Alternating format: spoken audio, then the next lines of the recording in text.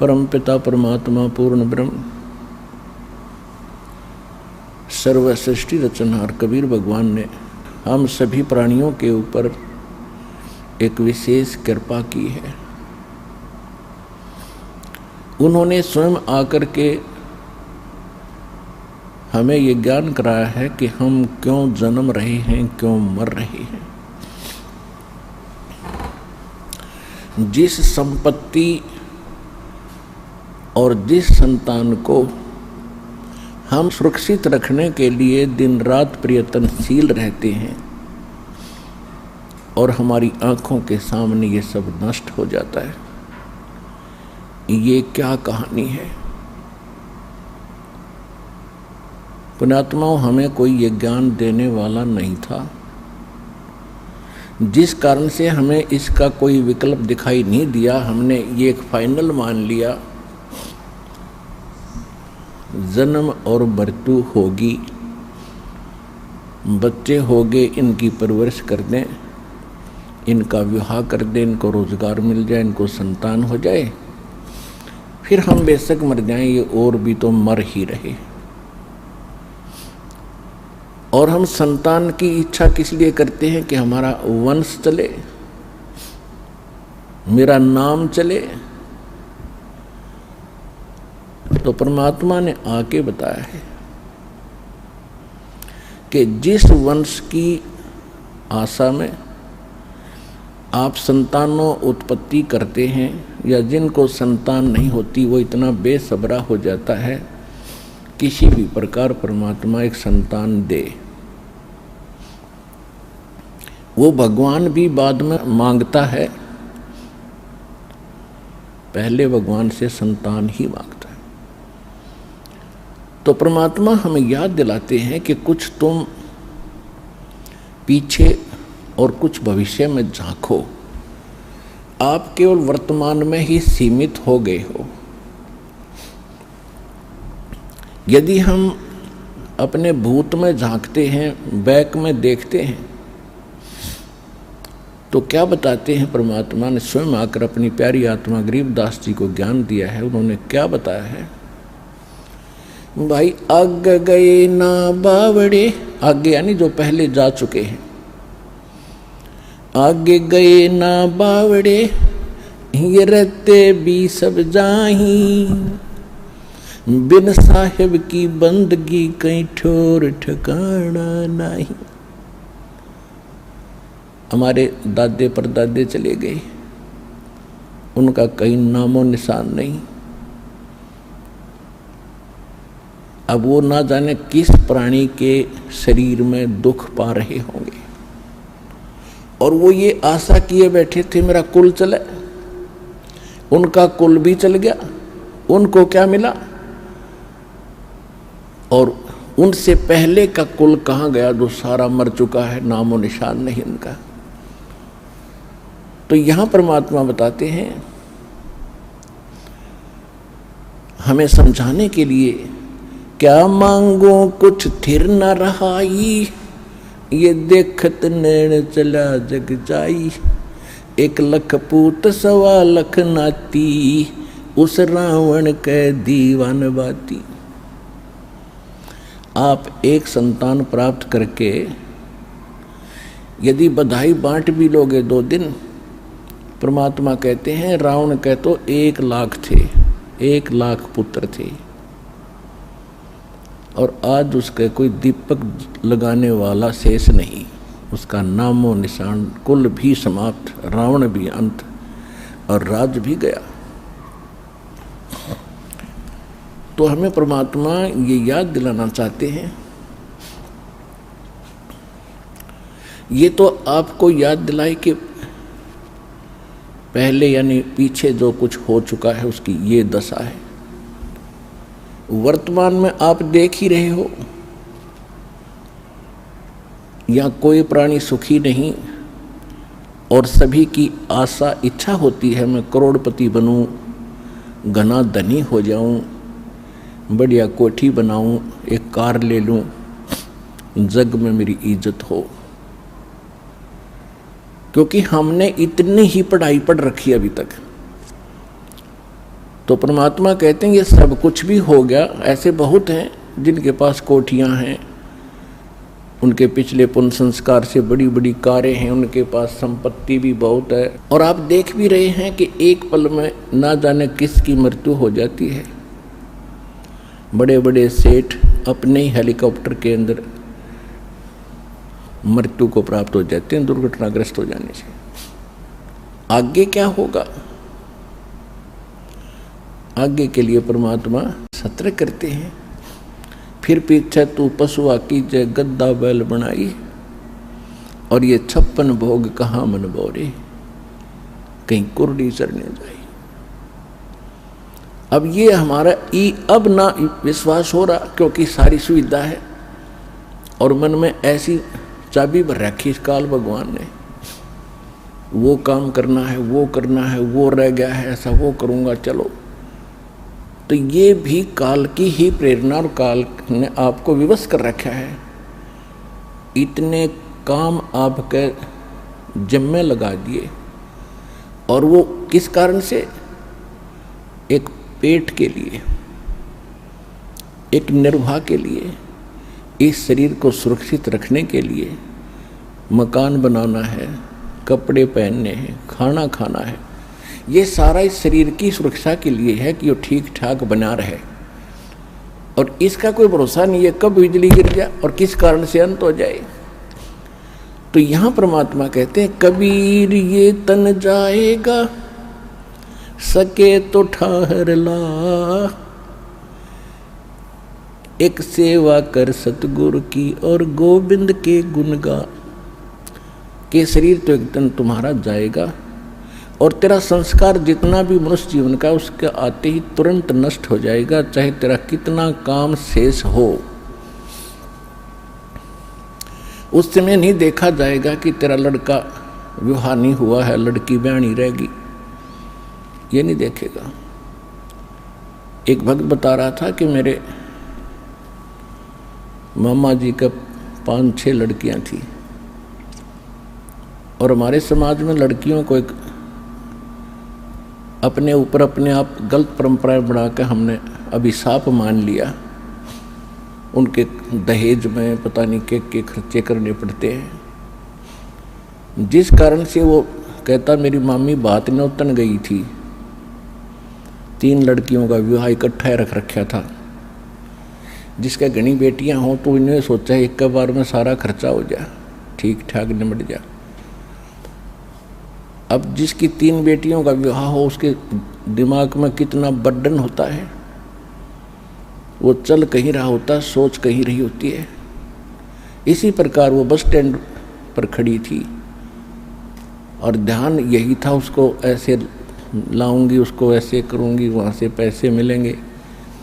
इतने में पीछे से ड्राइवर बस बैक करे था और वो गलत बैक होगी, और वो माई बस स्टैंड के पिलर और पोल और बस के बीच में लग गई। उसको ध्यान नहीं रहा क्योंकि वो तो सोच कहीं और रही थी, वहीं मृत्यु को प्राप्त होगी। तो परमात्मा कहते हैं ये शरीर तेरा जब समय आएगा, एक सांस तुझे नहीं मिलेगा। फिर इसके बाद बताते हैं कि इसका एक विकल्प बताया है परमात्मा ने, कबीर ये तन जाएगा, सके तो ठाहर ला, एक सेवा कर सतगुरु की। और फिर जो वो बताएं उस आधार से भक्ति कर, गोविंद के गुण गा। ठार का अर्थ होता सपोर्ट। पुराने मकानों में कच्चे मकान होते थे, कड़ी और सतीर ये छत दी जाती थी। अभी गांव में तो ऐसा ही है। तो कभी कभार कई बार कोई सतीर या कड़ी टूटने को हो जाती तो उसके नीचे एक बल्ली लगा दिया करते, मोटी कड़ी, मोटा लकड़, नीचे ईंटों का सपोर्ट देकर उसके सपोर्ट दे देते थे, ऐसे खड़ी लगा देते थे। तो वो ठाहर बोलते हैं उसको, ठाहर। तो वो ठार लग जाने से वह कड़ी वहीं रुक गई, और छत गिरी नहीं, अगर वो ठार नहीं लाते तो कुछ दिनों में कड़ी टूट कर पूरी छत गिर जाती। ऐसे सतीर के नीचे भी समस्या आ जाती थी तो उसको भी ऐसे ठार देते थे। तो परमात्मा कहते हैं ये मनुष्य जीवन तो आपका जो समय आएगा समाप्त होगा और आपका सारा कार्य दरा दराया रह जाएगा। इससे बचने के लिए भी आपने परमात्मा के नाम की, सच्चे गुरु की ये ठाहर लानी पड़ेगी। वो ठाहर लगने के बाद फिर जीवन एक्सटेंड हो जाएगा। और वो भी समर्थ परमात्मा कबीर भगवान की शरण में आने से वो ठाहर लगेगी। और कोई न ब्रह्मा जी, न विष्णु जी, न शिव जी, न ब्रह्म, न परब्रह्म ये आपके जीवन को एक्सटेंड नहीं कर सकते। तो यहां परमात्मा कहते हैं कबीर ये तन जावेगा और सके तो ठाहर ला। फिर वो ठाहर बताई है, कौन सी ठाहर लाई? एक सेवा कर सतगुरु की और गोविंद के गुण गा। तो परमात्मा ने स्वयं आकर के वो ज्ञान दिया है जो विशेष ठाहर है, विशेष भक्ति है, जिससे परमात्मा हमारी मदद करते हैं। अब सबसे बड़ी समस्या हमारे सामने ये बनी रही कि भी कोई परमात्मा को कैसा बताता है, कोई कैसा बताता है। कोई किसी को भगवान बता रहा है, कोई श्री राम को भगवान बताता है, कोई विष्णु जी को, कोई शंकर जी को, कोई ब्रह्मा जी को ही सर्व सृष्टि रचनहार बताता है, कोई शक्ति यानी दुर्गा जी को, और कोई एक ब्रह्म को पूर्ण परमात्मा मानकर उसकी साधना करके स्थिर है, निश्चिंत है। उसके बाद फिर मोक्ष मार्ग क्या है, मोक्ष का साधन क्या है, वो भी कोई कुछ बता रहा है, कोई कुछ बता रहा है, कोई मंत्र देता है, कोई मंत्र देता है। जब तक हमें तत्व ज्ञान नहीं था तो हम यही मान लेते थे कि साधु संत भगवान से परिचित है, और उन्होंने एक सिद्धांत हमें गलत दे रखा था कि गुरु जो है कुछ भी जाप दे दे, कोई भी मंत्र बतावे, साधना बतावे, उसी से मोक्ष हो जाएगा। अब हमें पता चला कि जैसे हमने किक्कर काटनी है, बबूल या जंडी काटनी है, और उस जंडी काटने के लिए किसी ने लकड़ का घन दे रखा हो और लकड़ की कुहाड़ी दे रखी हो, उससे वह जंडी कटे नहीं। जंडी कटेगी लोहे की आरी से, लोहे के साधन से, यानी लोहे की ही उसे काटनी पड़ेगी वह। तो ये है उसका तरीका जंडी के काटने का, या तो आरी हो या कवाड़ी हो, कति पैनी वह कटे लोहे की। तो इसी प्रकार जो परमात्मा के पाने का जो विशेष साधन है वो ही तरीका अपनाना पड़ेगा। और वो कहाँ प्रमाणित है? उसके लिए सबसे पहले हमारे सदग्रंथ प्रमाणित है। हमारे सदग्रंथों में जो मार्ग लिखा है वो गॉड गिवन है, परमात्मा का दिया हुआ है। और परमात्मा ने जो ज्ञान दिया वो सत्य है।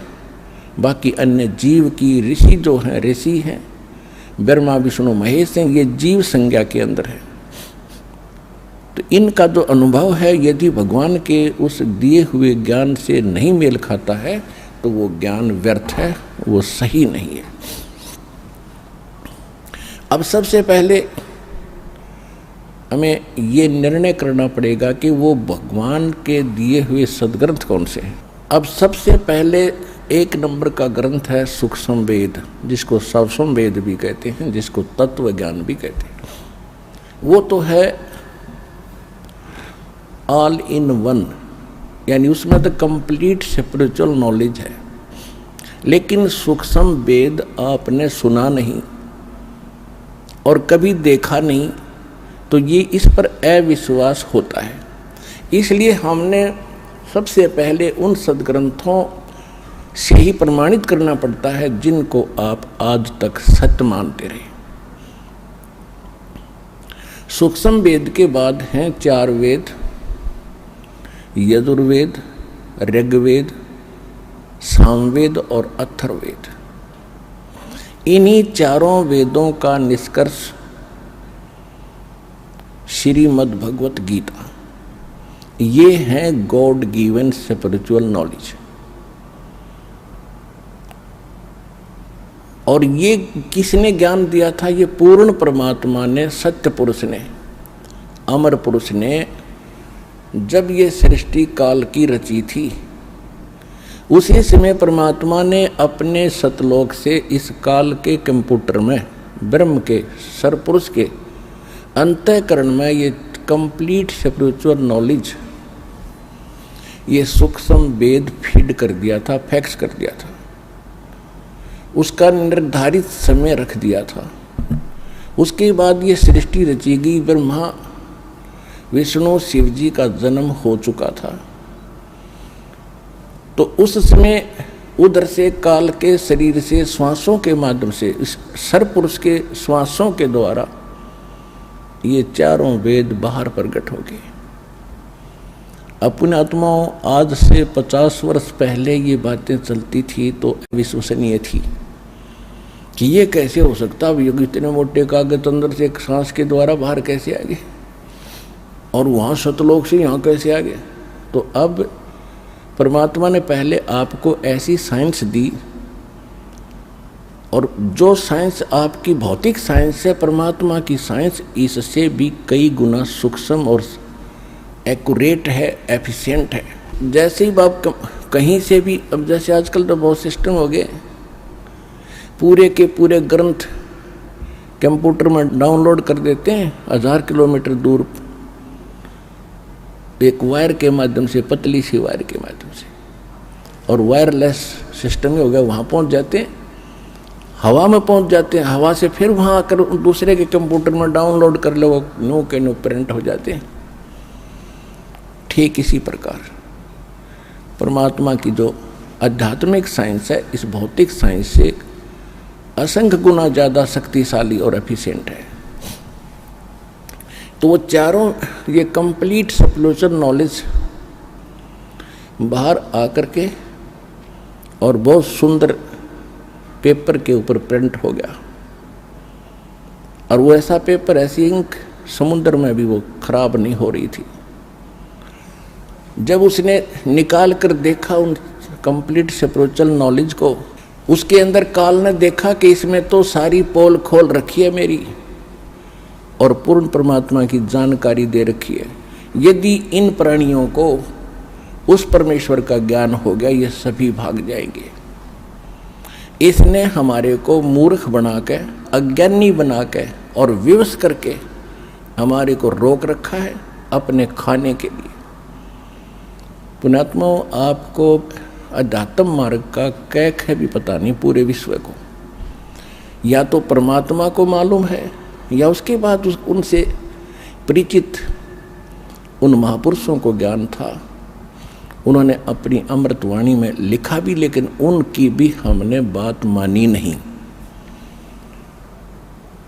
लेकिन वो अपना अनुभव लिखवा गए, एफिडेविट दे के चले गए कि जो परमात्मा 600 वर्ष पहले आकर ज्ञान दिया करते थे वो सत्य है।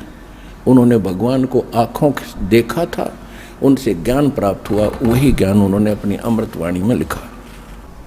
इसलिए आपको ये यकीन नहीं हो रहा कि खाता कैसे है। अब जैसे आप सारे जीवन में जो भी खट्टा मीठा और जो भी ये शराब, तम्बाकू, भुक्की, सिगरेट पीते हो, इनका एक अलग से अंश, अंतःकरण, सूक्ष्म शरीर है अंदर हमारे एक, जो जिसके ऊपर ये ऊपर कवर है स्थूल शरीर, इसके नीचे सूक्ष्म शरीर है। उस सूक्ष्म शरीर के अंदर ये लिप्त हो जाती है वासना, और ये शरीर मृत्यु के उपरांत यहीं रह जाता है। ये जीव उस सूक्ष्म शरीर युक्त ऐसे स्थान पर जाता है जहाँ इसने एक व्यवस्था कर रखी है, जिसको तपत शिला बोलते हैं। वहाँ जाकर गिरता है और उसको, उसके अंदर से वो वासना गंध निकालने के लिए ऐसा सिस्टम बना रखा है कि वो बहुत हीट है उस तपतशिला के अंदर, और ये प्राणी वहाँ पर ऐसे चटक मटक करता जैसे खील भूनते हैं, और इसके अंदर से वो गंध निकलता रहता है, पटक पटक होकर ये बेहोश हो जाता है।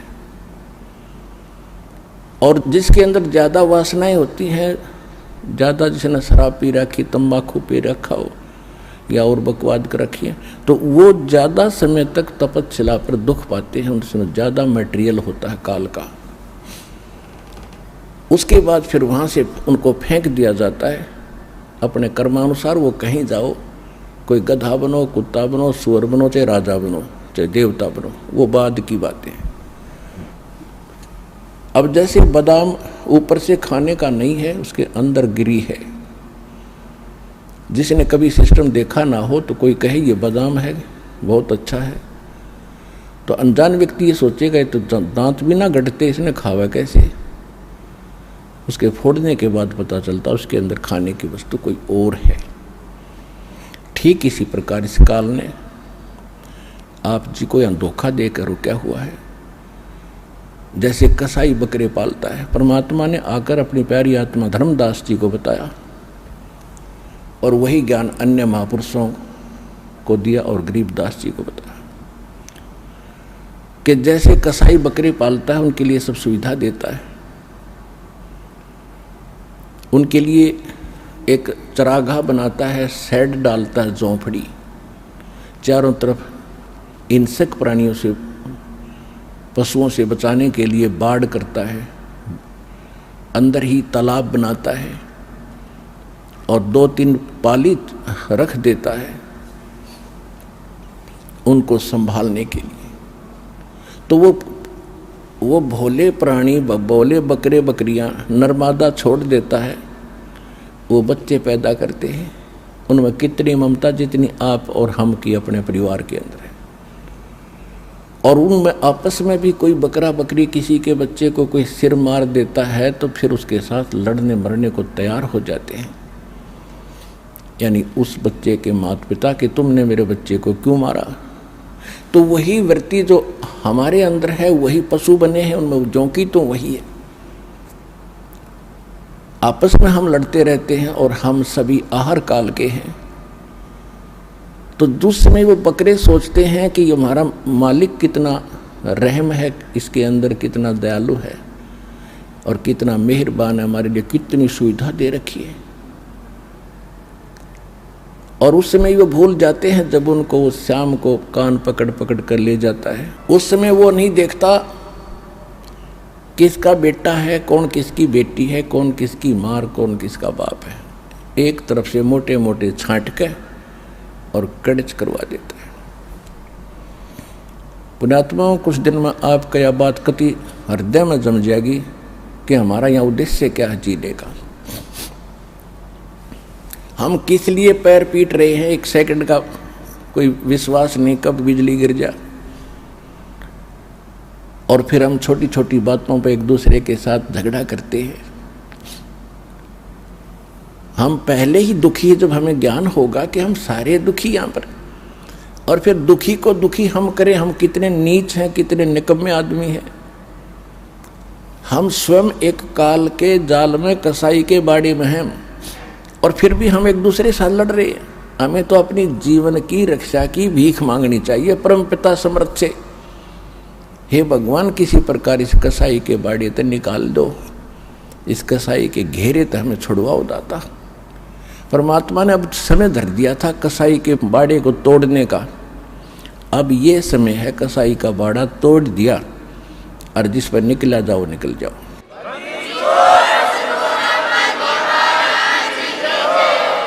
उस समर्थ ने अब ये रास्ता खोल दिया आपका।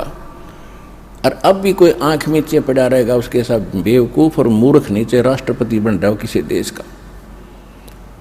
ये ज्ञान जब हृदय में समा होगा, क्योंकि समाएगा, क्योंकि हमने रामायण घोट रखी, महाभारत कंठस्थ याद कर रखे थे, उनके दादे परदादा के नाम घोट रहे थे, जिनकी कति जरूरत नहीं हमने, हम इसे मूर्ख थे।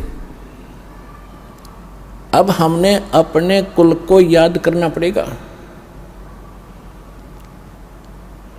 कबीर साहब क्या कहते हैं, कबीर कुल खोए कुल होत है, कुल राखे कुल जाए, राम निकुल कुल भेंट लो, सब कुल रहा समाए। कहते हैं कुल खोए कुल होत है और कुल राखें कुल जाए। हम अपने वंश को बचाने के लिए और भगवान से दूर रहते हैं, उसी यानी परिवार के पोषण में, उसे के सब कुछ करने में हम भगवान के लिए समय नहीं निकाल पाते हैं कि मेरा परिवार है, मेरा कुल चले। कहते यूँ कुल तो रहेगा ही नहीं, ये तो तेरा वंश रहेगा ही नहीं, एक दिन नष्ट होगा। फिर क्या बताते हैं कि कुल खोए कुल होत है और कुल राखें कुल जावे, और कहते राम निकुल कुल भेंट लो, जिसमें सब कुल रहा समाए। आप उस कुल में आ जाओ जैसे आप इस दास के वचन के बेटा बेटी होगे। दो प्रकार से वंश है यहाँ पर, एक तो बिंद से यानी माता पिता के संयोग से, एक तो वो कुल है, वो कुल तो नासवान है, और एक कुल है जो वचन के बेटा बेटी होगे। आपने दास से दीक्षा ली, आप मेरे वचन के पुत्र पुत्री होगे, आप एक राम कुल हो गया, आपका भगवान वाला वंश शुरू हो गया। अब आपके जो बच्चे आ रहे हैं वो भी दास से दीक्षित होंगे, तो ये कुल आपका सदा रहेगा और सतलोक में जाके वो कुल फिर अविनाशी बन जाएगा।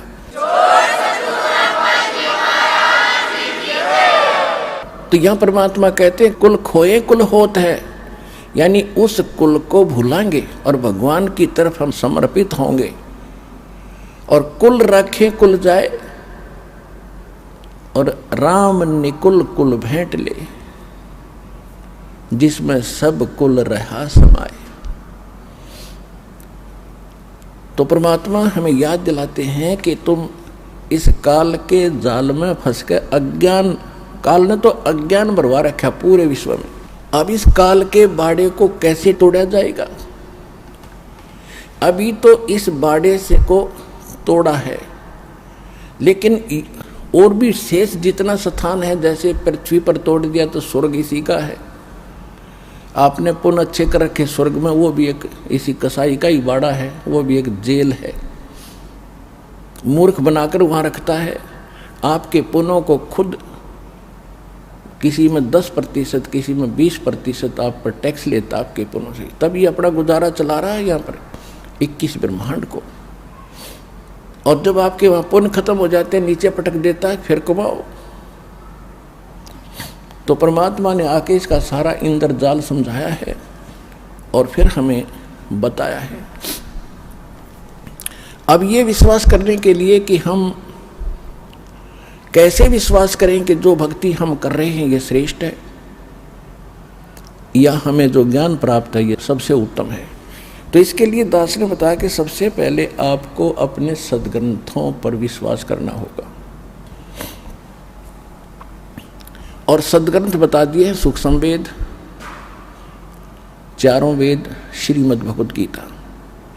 ये हैं परमात्मा पाने और अध्यात्म ज्ञान को जानने के। उसके बाद जो पुराण है, 18 पुराण है, उपनिषद है। पुराण जो है ये ब्रह्मा जी का दिया हुआ ज्ञान है।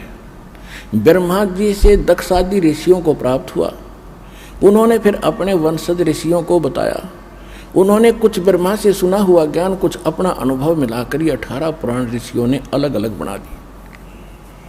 इनमें किसी ने कोई मंत्र बताया है, किसी ने कोई जाप बताया है, किसी ने कोई साधना की। जिसने जैसे डले ढोए उसने आगे अपने शिष्यों को वही अनुभव बता दिया, और उससे ये पुराण बन गई। उसके बाद जैसे ये पवित्र बाइबल के अंदर 3 बुक हैं, होली बुक, जंबूर, तौरात और इंजिल। इन तीनों का संग्रह बाइबल है। उसके बाद चौथी बुक है कुरान शरीफ। अब गरीबदास जी ने कहा कि वही 4 वेद हैं और वही 4 कतेब, यानी इन वेदों का जो ज्ञान है काल ने क्या किया, सूक्ष्म वेद को निकाल दिया, जिसमें पूर्ण ज्ञान था। भगवान कौन है, कैसा है, कहाँ रहता है, उसकी प्राप्ति कैसी हुआ, क्या सुख है, लेकिन परमात्मा के डर से इसने कुछ वेद रख लिए, क्योंकि आत्मा भगवान के बिना रुक नहीं सकती, इसको मालूम था। तो इसको मूर्ख बनाने के लिए इनकम्प्लीट नॉलेज दे दिया 4 वेदों का, और उसी का सारांश फिर सूक्ष्म बना करके श्रीमद् भगवत गीता इसी ने खुद बोल दिया। कुछ वेदों का ज्ञान, कुछ युद्ध कराने के लिए इसने अपनी बकवाद भी इसमें साथ में भर दी श्रीमद् भगवत गीता में। तो इस जो वो 4 किताबें हैं उसमें उस काल ने वो ज्ञान नहीं दिया, क्योंकि वो पहले दे चुका है जो उसने बोलना था श्रीमद् भगवत गीता में 4 वेदों में। उसके बाद उसने अक्षेत्र वाइज जैसा भी उनको सेटिंग करनी थी उसी तरह की ज्ञान दे दिया कि ये पड़े रहें और यहाँ दो कुछ भी खाओ पियो कुछ भी करो, अपने कर्म फोड़ो। ना वेदों में कहीं मांस खाने का, ना श्रीमद् भगवत गीता में मांस खाने का प्रावधान है, किसी भी विकार का प्रावधान नहीं है। रही बात अन्य पुराण या कुरान या बाइबल में, जहाँ तक उस परमात्मा का दिया हुआ ज्ञान है वो तो बिल्कुल स्वच्छ है। जैसे पवित्र बाइबल में, और प्रथम बुक है तौरात। बाइबल में उत्पत्ति ग्रंथ में सबसे पहले लिखा है कि परमात्मा जो पूर्ण है उसने 6 दिन में सृष्टि रची, और उसने मनुष्यों के लिए, पशु पक्षियों के लिए, जितने भी प्राणी हैं उनके लिए खाने का विधान बता दिया कि मनुष्यों के लिए तो फलदार और बीजदार पौधे, और पशु पक्षी और जलचरों के लिए घास फूस खाओ, नथिंग एल्स। तो वो परमात्मा तो 7 दिन में सृष्टि रच के, पृथ्वी आदि बना के और जीवों की उत्पत्ति करके वो तो 7वें दिन तख्त पर जा बैठे। उसके बाद इस काल भगवान ने बागडोर संभाल ली। इसने अपने 3 पुत्रों ब्रह्मा विष्णु महेश के द्वारा यही प्रेत या प्रेत की तरह प्रवेश करके स्वयं भी उनमें बोलने लग गया। तो पवित्र बाइबल में या आगे पवित्र बाइबल में उससे आगे कहीं पर भी कोई मांस खाने का प्रावधान है या कुरान शरीफ में मांस खाने का प्रावधान है तो वो अल्लाह अकबर का नहीं है, वो पूर्ण परमात्मा का नहीं है, वो तो काल के इन फरिश्तों का है। तो वो हमने माने नहीं है। तो इसी प्रकार जो मूल ग्रंथ हैं परमात्मा पाने के, वो 4 वेद और श्रीमद् भगवत गीता, और नहीं है। या तो परमात्मा वाला सूक्ष्म वेद तो वो तो अलग ही है, लेकिन जो आप जिस पर विश्वास अधिक करते हो उनमें से ये है मार्ग, ये है वो ग्रंथ। और इनमें कौन से मंत्र हैं परमात्मा पाने के? ओनली ओम मंत्र है 4 वेदों में और श्रीमद् भगवत गीता। उसके साथ साथ उन्होंने एक ऑप्शन भी छोड़ा है गीता ज्ञानदाता ने कि कंप्लीट स्पिरिचुअल नॉलेज परमात्मा स्वयं आकर बोलता है अपने मुख कमल से। श्रीमद् भगवत गीता अध्याय नंबर 4 के श्लोक नंबर 32 में। इसमें यहाँ इन अज्ञानी अनुवादकर्ताओं ने, गीता अनुवादकर्ताओं ने अज्ञान भर दिया, जहाँ इनकी बुद्धि स्लप करके काम नहीं करा, क्योंकि ज्ञान तो इनको था ही नहीं। उसमें लिख रहा एक ब्रह्मणे मुखे शब्द है, ब्रह्मणे मुखे, 4थे अध्याय के 32वें श्लोक में। इन्होंने यहाँ अनर्थ कर दिया, ब्रह्मणे मुखे का अर्थ कर दिया वेद की वाणी, ब्रह्म का अर्थ वेद कर दिया ब्रह्मणे का। एक मोटे से दिमाग की बात है, जैसे संविधान और राजा 2 हैं, ब्रह्म है राजा भगवान और वेद है उसका विधान। इसी प्रकार राजा और उसका विधान, जहाँ संविधान की महिमा हो, जहाँ राजा की महिमा हो, राजा का अर्थ कोई संविधान करता है तो महामूर्ख व्यक्ति है। तो ब्रह्मण्य का अर्थ है पूर्ण परमात्मा सच्चिदानंद घन ब्रह्म। इन्हीं अनुवादकर्ताओं ने 17वें अध्याय के 23वें श्लोक में गीता जी में लिखा है, वहाँ ब्रह्मण्य, वहाँ भी ब्रह्मण्य शब्द है। ओम तत् सत इति निर्देश ब्रह्मण्य त्रिविध समर्थ है। ब्रह्मण्य वहाँ इन्होंने ठीक अनुवाद किया, सच्चिदानंद घन ब्रह्म यानी परम अक्षर ब्रह्म परमात्मा को पाने का इस 3 मंत्र के जाप का निर्देश है। निर्देश माने नथिंग एल्स, इसके अतिरिक्त कोई मंत्र नहीं उस परमात्मा के पाने का। ओम तो ब्रह्म का। श्रीमद् भगवत गीता अध्याय नंबर 15 के श्लोक नंबर 16-17 में 3 पुरुष हैं। पुरुष माने प्रभु, ब्रह्म, एक सरपुरुष उसको सरब्रह्म कहो, 21 ब्रह्मांड का स्वामी है, और दूसरा अक्षर पुरुष, अक्षर ब्रह्म कहो उसको, वो 7 संग ब्रह्मांड का स्वामी है। और इन दोनों के लोकों में जितने इनके अंतर्गत प्राणी हैं, और ये स्वयं भी नाशवान है, लेकिन जीवात्मा किसी की नहीं मरती हो, तो विषय अलग है। 15वें अध्याय के 17वें श्लोक में तुरंत कहा है कि उत्तम पुरुष है तू अन्य परमात्मा इति उदारते। पुण्यात्माओं, ये है सूक्ष्म वेद और ये है गीता का ज्ञान। इसमें कितना गजब कोड वर्ड लिखे हैं कि उत्तम पुरुष है तू अन्य। श्रेष्ठ परमात्मा यानी पुरुषोत्तम, जो सही भगवान है, श्रेष्ठ प्रभु है, वो तो कोई इन दोनों से सरपुरुष और अक्षर पुरुष से अन्य है, और उसी को परमात्मा कहते हैं। ओए होए, देखो अब कसाई ने कोई नेक आदमी कहता है तो कहते रहो, आदमी तो नेक होगा लेकिन कर्म तो ठीक हो ना उसके। तो यहां बताया परमात्मा का अर्थ है वो परम शक्ति जो सबसे परम श्रेष्ठ है, और जो केवल सुख देता है, दुख नहीं देता। वो मारता नहीं, पैदा जरूर करता है, वो मारता नहीं। उसको परमात्मा कहा जाता है। और इस कसाई काल को परमात्मा कह रहे हैं। किसी का बेटा मारा, किसी की बेटी मारी, किसी का कुछ मारा, किसी की टांग टूट गई, किसी कैंसर हो रही, हाहाकार मचारे, बुच्चड़ खाना, ये पूरा है कोई जीव सुखी? चाहे कितना अपना चिकना चौपड़ा दिखता, चाहे पूरी पृथ्वी का राष्ट्रपति हो, अंदर से खोखले हैं सभी बिना भक्ति के।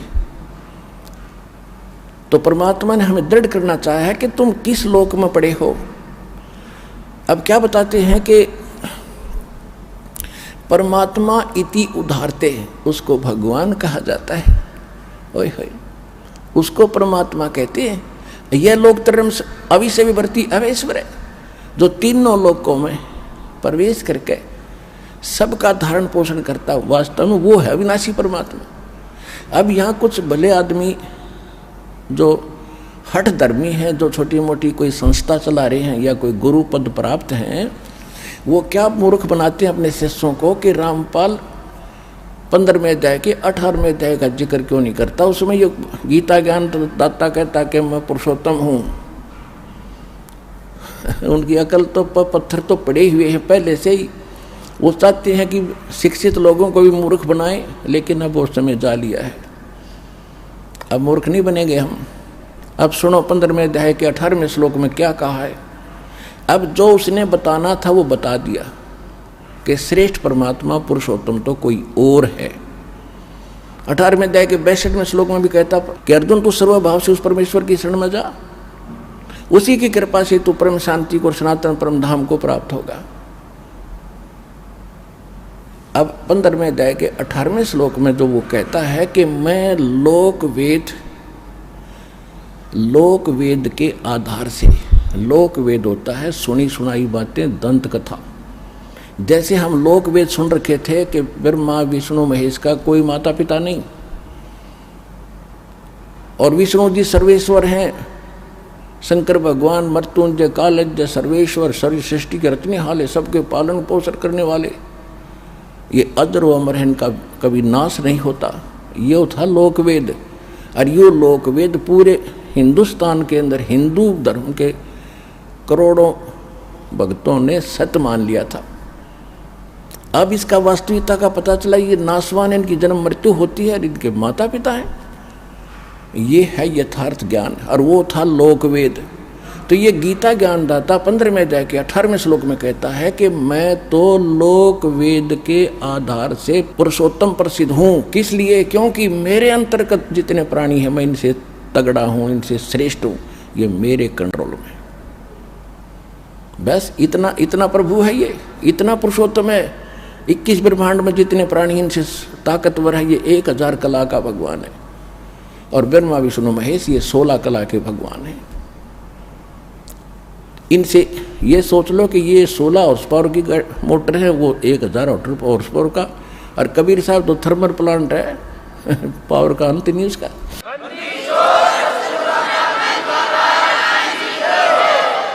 तो अब ये आते हैं गीता अध्याय नंबर 17 के श्लोक 23 में जो कहा है, ओम तत्सत इति निर्देश ब्रह्मण तिर्वेद समर्थ है।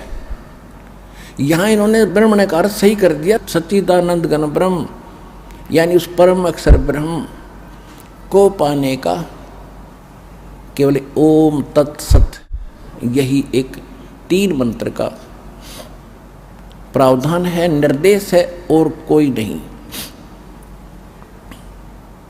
ओम तो ब्रह्म का, वेदों में केवल ओम नाम है। गीता अध्याय नंबर 8 के श्लोक नंबर 13 में गीता ज्ञानदाता कहता है ओम इति एकाक्षरम ब्रह्म व्यवहारण माम अनुसमरण यह प्रयाति तदन देहम स याति परमाम गति। मुझ ब्रह्म का केवल एक ओम मंत्र है, नथिंग एल्स, इति बस यही। और अंतिम सांस तक जो इसका सिमरण करता हुआ शरीर छोड़कर जाता है वो ओम से मिलने वाली परम गति को प्राप्त होता है। ओम से मिलने वाली परम गति कौन सी है? क्योंकि ब्रह्म का जाप है तो ब्रह्म लोक प्राप्त होता है। गीता अध्याय नंबर 8 के श्लोक नंबर 16 में यह भी स्पष्ट कर दिया है कि ब्रह्मलोक में गए हुए प्राणी भी पुनरावृत्ति में हैं, उनकी जन्म मृत्यु कभी समाप्त नहीं होती। और ये गीता ज्ञानदाता स्वयं भी कहता है दूसरे अध्याय के 12वें श्लोक में और चौथे अध्याय के 5 और 9 श्लोक में और 10वें अध्याय के 2 श्लोक में कि अर्जुन तेरे और मेरे बहुत जन्म हो चुके हैं, तू नहीं जानता मैं जानता हूँ। मेरी उत्पत्ति को ये देवता भी नहीं जानते क्योंकि ब्रह्मा विष्णु महेश भी इसी से जन्मे हैं। तो पिता की डेट ऑफ बर्थ बच्चे नहीं जानते, दादा बताया करें। तो दादाजी ने आकर बता दिया कबीर भगवान ने कि ब्रह्मा विष्णु महेश के माता पिता ये ज्योत स्वरूपी निरंजन और दुर्गा है। इनका कैसे जन्म हुआ, कब हुआ, उन्होंने सारी डेट बता रखी, वो स्थान बता रखे।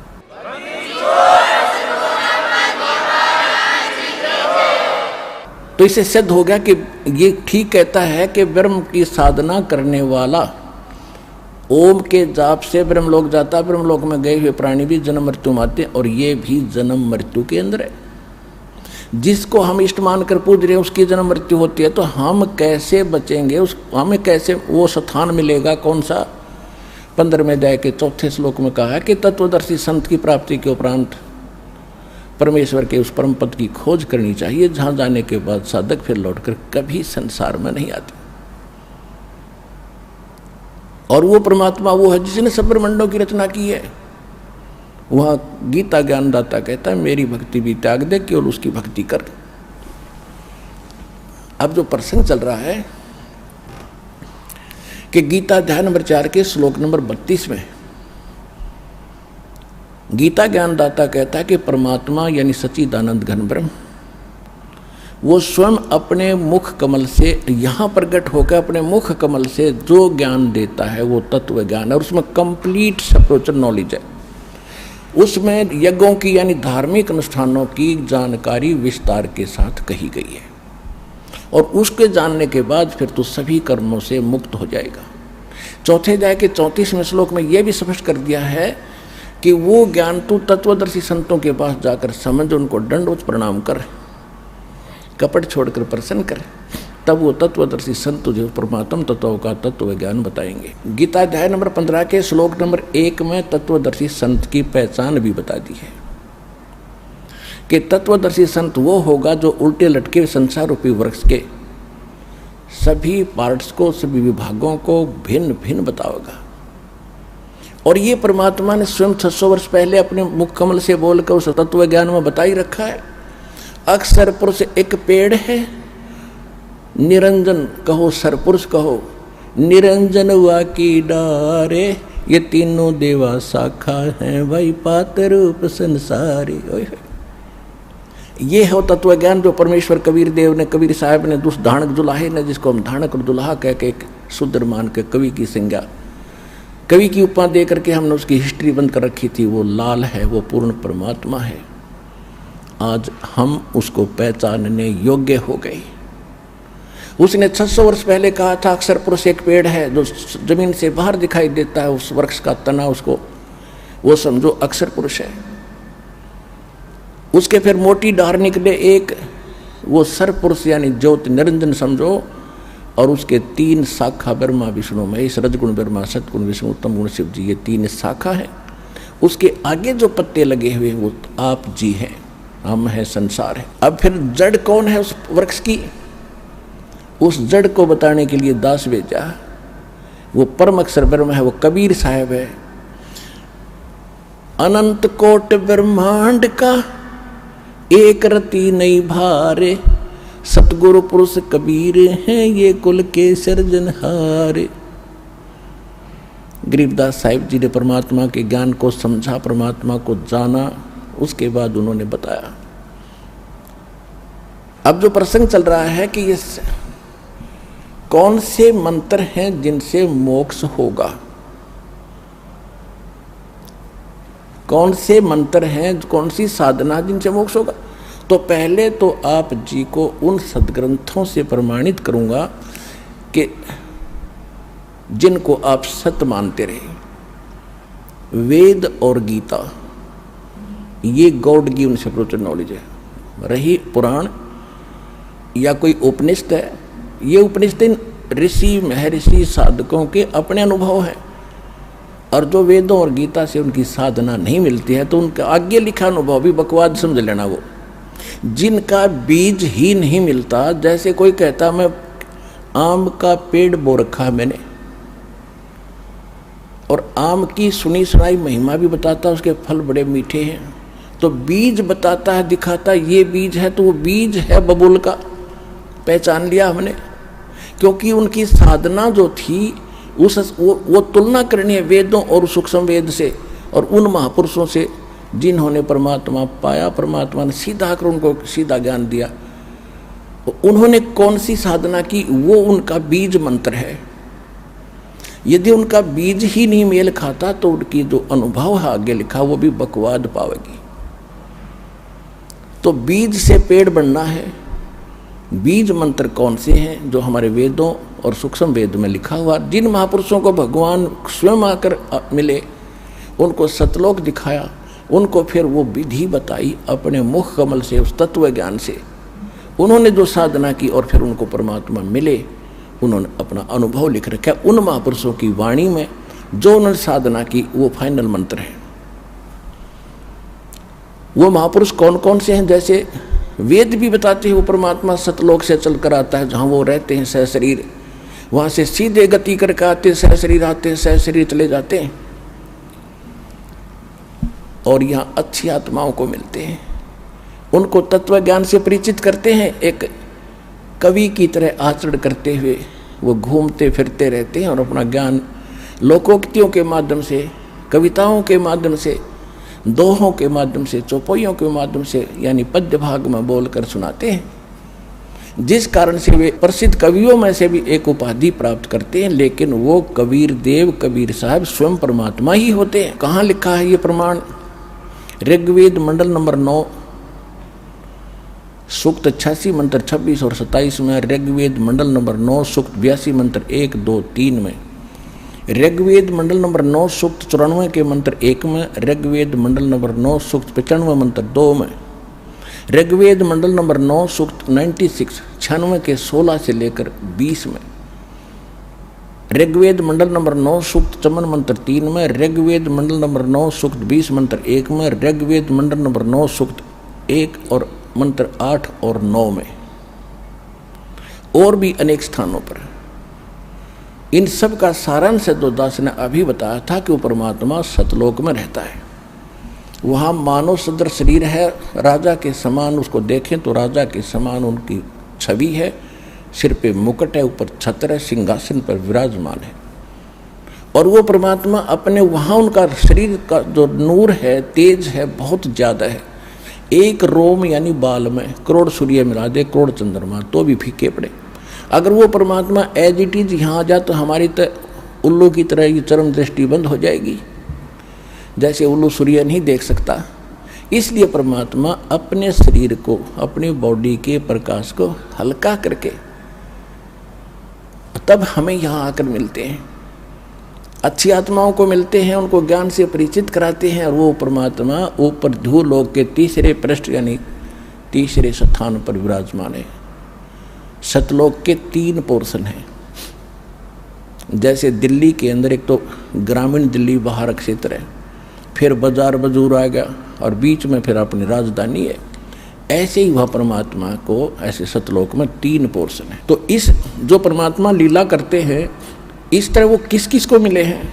आदरणीय धर्मदास साहिब जी को, आदरणीय मुल्कदास साहिब जी को, आदरणीय नानक साहिब जी को, आदरणीय दादू साहिब जी को, आदरणीय गरीबदास साहिब जी को, गांव छुड़ाने जिला झज्जर हरियाणा वाले को,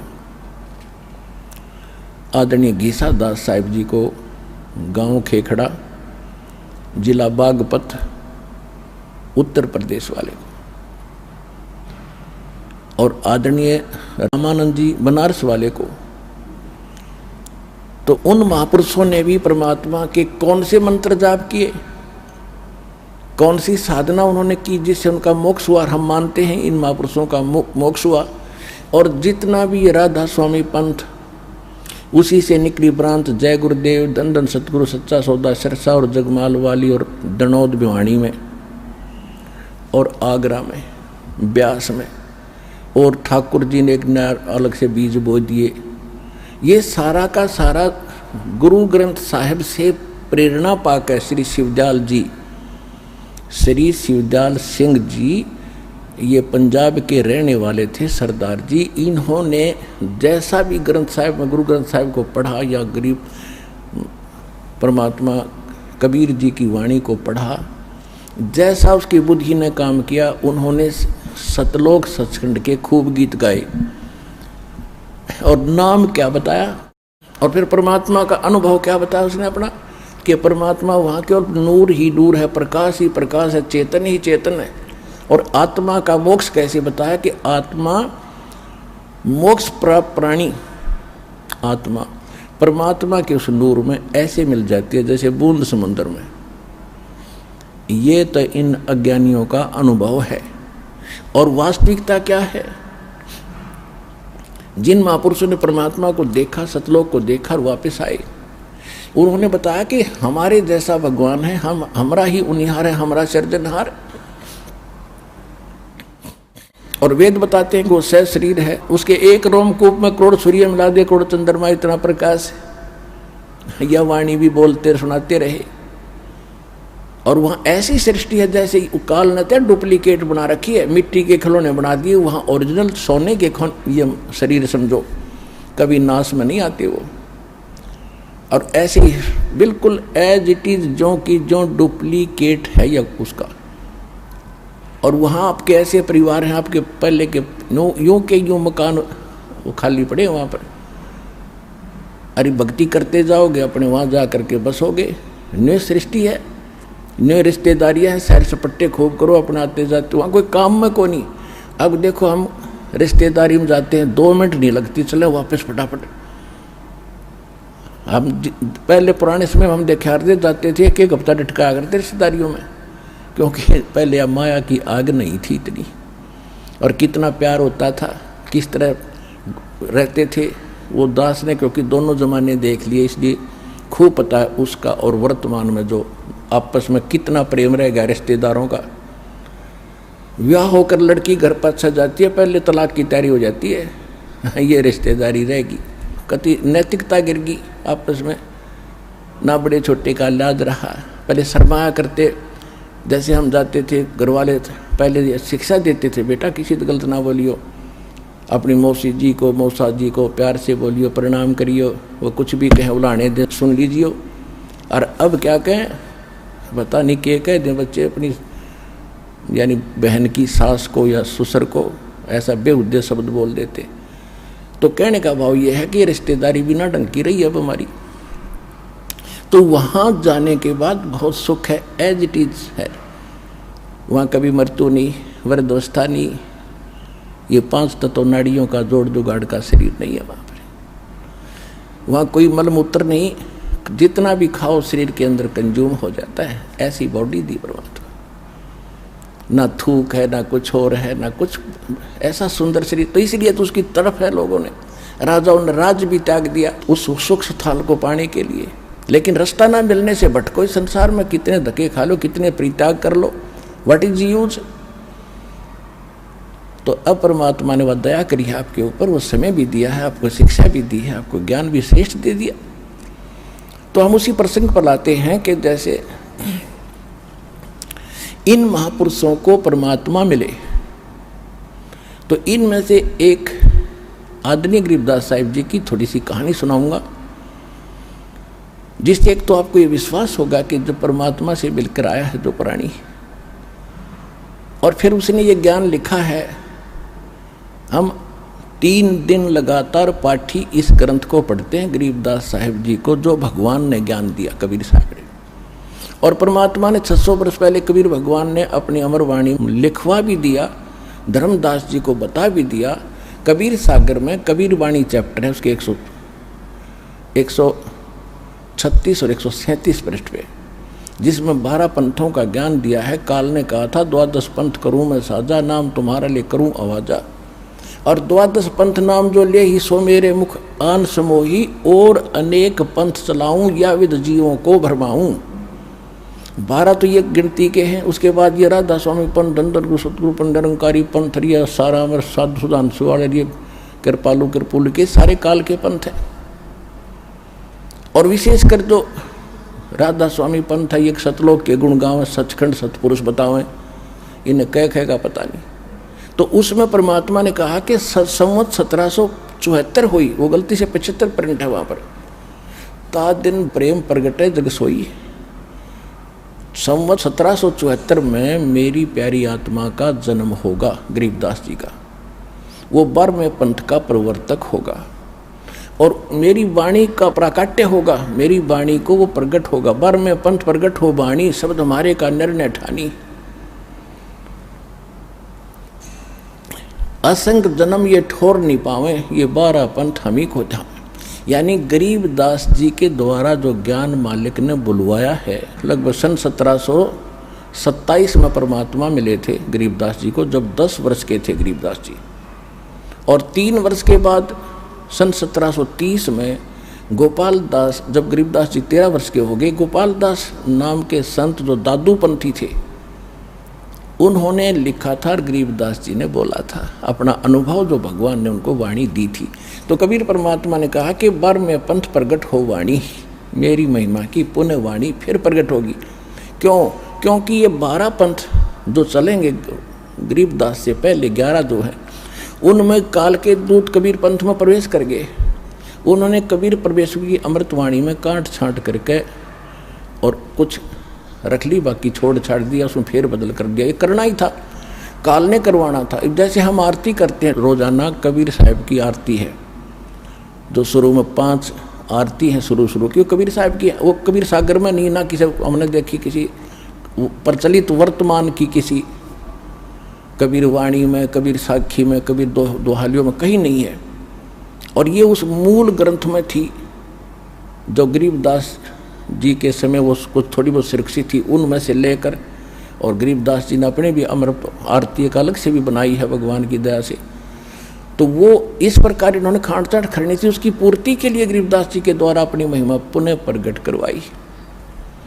और फिर बता के बर्म पंथ फिर हम ही चलावें। जब बर्मा पंथ चल चुकेगा और वो भी फिर ज्ञान नहीं समझ पाओगे उस अमरवाणी का जो गरीबदास साहिब जी के द्वारा परमात्मा ने प्रकट करवाई थी, कहते उसको समझाने के लिए फिर हम ही आएंगे और सब पंथों को मिटाकर एक पंथ चलाएंगे। परमात्मा नहीं आए तो ये दास भेज दिया पुण्यात्माओं उस काम को करने के लिए।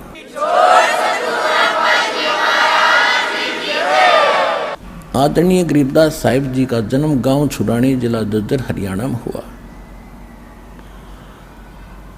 वहां पर इनके नानके थे, इनकी माता जी का कोई भाई नहीं था, जिस कारण से गरीबदास जी के पूज्य पिता श्री बलराम जी धनखड़ गांव करोथा के रहने वाले थे, जहां अपना आश्रम है। और वो वहाँ छुड़ानी के अंदर वो घर जमाई के रूप में रहा करते थे। उनके गरीबदास जी के नाना जी के जमीन बहुत गणी थी, लगभग 1300-1400 एकड़ जमीन थी, 1400 एकड़। किसान थे, जाट थे, और तो वहीं रहा कर रहने लग गए थे। वहीं पर गरीबदास जी का 12 वर्ष रहते हो गए थे तब जन्म हुआ था। जब 10 वर्ष के गरीबदास जी हुए, खेतों में गौवें चराने के लिए जाया करते थे। पहले ऐसे ही यही अपने दैनिक कार्य जिसके परंपरागत जो व्यवसाय होते थे वही करते थे। श्री कृष्ण जी भी गायें चराया करते थे और उनके दूध को, बच्चों को बेचकर अपना निर्वाह किया करते थे। ऐसे गरीबदास जी के वहाँ अपनी ज़मीन बहुत गणी, 1400 एकड़ 2500 बीघा बड़ा बीघा होता था, जो जिससे 5 बीघे से 1 एकड़ बनता वर्तमान का। तो उस समय वो बीघा इन बीघों के 4.25 बीघे का 1 बीघा होता था, 4.25 बीघे यानी लगभग किला ही हो जाता था, 1.25 बीघा कम। तो इस प्रकार वो 2500 के बीघे के 1400 एकड़ बन जाते हैं, 1350। इतनी ज़मीन थी और वो जंगल में पशु चराया करते थे, गौओं के साथ पाली जाते थे, 10 वर्ष के बालक थे। अब कहते गोता मारूं स्वर्ग में जा बैठूं पाताल, गरीबदास ढूंढता फिरूं अपने हीरे मोती लाल। और जैसे परमात्मा का विधान दासना भी बता, वेद में प्रमाणित करते हैं कि वो वहाँ से सह शरीर आते हैं, अच्छी आत्माओं को मिलते हैं। तो गांव छुडानी के खेतों में, जंगल में अपने ही यानी खेतों में गौ चरा रहे थे। और छुडानी से एक कबलाना गांव है, सीमा लगती है। कबलाना गांव झज्जर से बहादुरगढ़ रोड के ऊपर मेन रोड पे है, और छुडानी गांव जो है उस मेन रोड से 1.5-2 किलोमीटर हट के अंदर है। एक दुल्हेड़ा गांव से सीधी रोड जाती है, कबलाना से भी अब बाद में निकली है एक रोड छुडानी जाती है। तो कबलाना से छुडानी गांव को एक कच्चा रास्ता जाता था, उसी पर सड़क बन गई। अब उस कच्चे रास्ते पर गरीबदास साहब जी गऊ चरा रहे थे। ये सन 1727 और संवत 1784 फाल्गुन सुदी द्वादशी, यानी फाल्गुन उतरते की द्वादशी, चांदनी द्वादशी दिन के लगभग 10 बजे परमात्मा सतलोक से आकर उतरे। एक जिंदा महात्मा का रूप बनाकर कलयुग में ये जिंदा महात्मा के रूप में सभी महापुरुषों से मिले। और ऐसे रास्ते रास्ते आते दिखाई दिए थोड़ी दूरी से। तो पहले साधु संतों के प्रति एक विशेष आस्था श्रद्धा प्रत्येक की होती थी। सभी ने देखा महात्मा आ रहे हैं, तो जितने भी और 8-10 बड़े पाली थे, गरीबदास सबसे छोटे थे 10 वर्ष के एज में, कोई 30 वर्ष का, कोई 20 वर्ष का, कोई 50 वर्ष के, और बड़े बड़े भी थे। वो सभी खाना खा रहे थे एक जांडी के पेड़ के नीचे बैठ के। तो परमात्मा आते दिखाई दिए। संत तो सभी ने कहा महाराज आओ आओ महाराज बैठो, भोजन पाओ भोजन पाओ। सभी ने आदर सत्कार से, वो तो आए इसीलिए थे, वो बैठ गए। फिर कहा जी भोजन पाओ। परमात्मा ने कहा कि भोजन तो मैं भाई खा के आया हूँ अपने गाँव से। उन्होंने पूछा आपका गांव कहाँ है? कि हमारा गांव सतलोक है। कितनी दूर है यहाँ से? परमात्मा ने कहा 16 शंख कोस की दूरी पे। अब बच्चों ने सोचा 16 कोस दूर होगा, क्योंकि आपस में इतने परिचित होते नहीं थे उस समय, कन्वेंस ठीक नहीं था। तो वह बात तो भूल भाल गए। महाराज भोजन खाओ। भाई भोजन नहीं खाऊं तो महाराज जी दूध तो पीना ही पड़ेगा, हम ऐसे नहीं जाने देते अपने अतिथि को, हमें पाप लगेगा। परमात्मा बोले भाई ठीक है, दूध पिलाना है तो मैं कवारी गायों का दूध पीता हूँ, जिसके बैल ने टच भी ना कराओ। तो जो बड़े बुजुर्ग थे, बड़े मैच्योर से थे पाली, वो कहने लगे बाबा जी आपकी दूध पीने की नीत को नहीं, आप तो मजाक करते हो। अब गरीबदास जी छोटे बालक थे 10 वर्ष के, कहने लगे महाराज जी देखो ये गाय है छोटी सी कंवारी, दूध पीना छोड़ रखा इसने, और ये कैसे दूध देवेगी? परमात्मा बोले दूध निकालने का कोई बर्तन है? हाँ जी एक बरोला है, जैसे पानी पीने का या लस्सी का ले जाते तो मांझ धो के साफ करो, कर दिया। और कहा कि बच्चिया के नीचे पकड़ कर बैठ, बच्चे सतन के नीचे रख ले, दूध निकलेगा इसमें। अब बालक था गरीब, और औरों को तो जच नहीं रही थी। बच्चा मजाक देखने खातर देखो क्या होगा, पकड़ के बैठ गए गरीबदास जी गाय की लेवटी के नीचे, सतनों के नीचे कर लिया। परमात्मा कबीर साहब खड़े हुए, बच्चिया के हाथ थपथपी मारी कमर पे। उसी समय लंबे लंबे सतन हो गए, दूध की धार बंध गई और बर्तन भर के अपने आप रुक गई। बोलो कबीर भगवान की जय हो।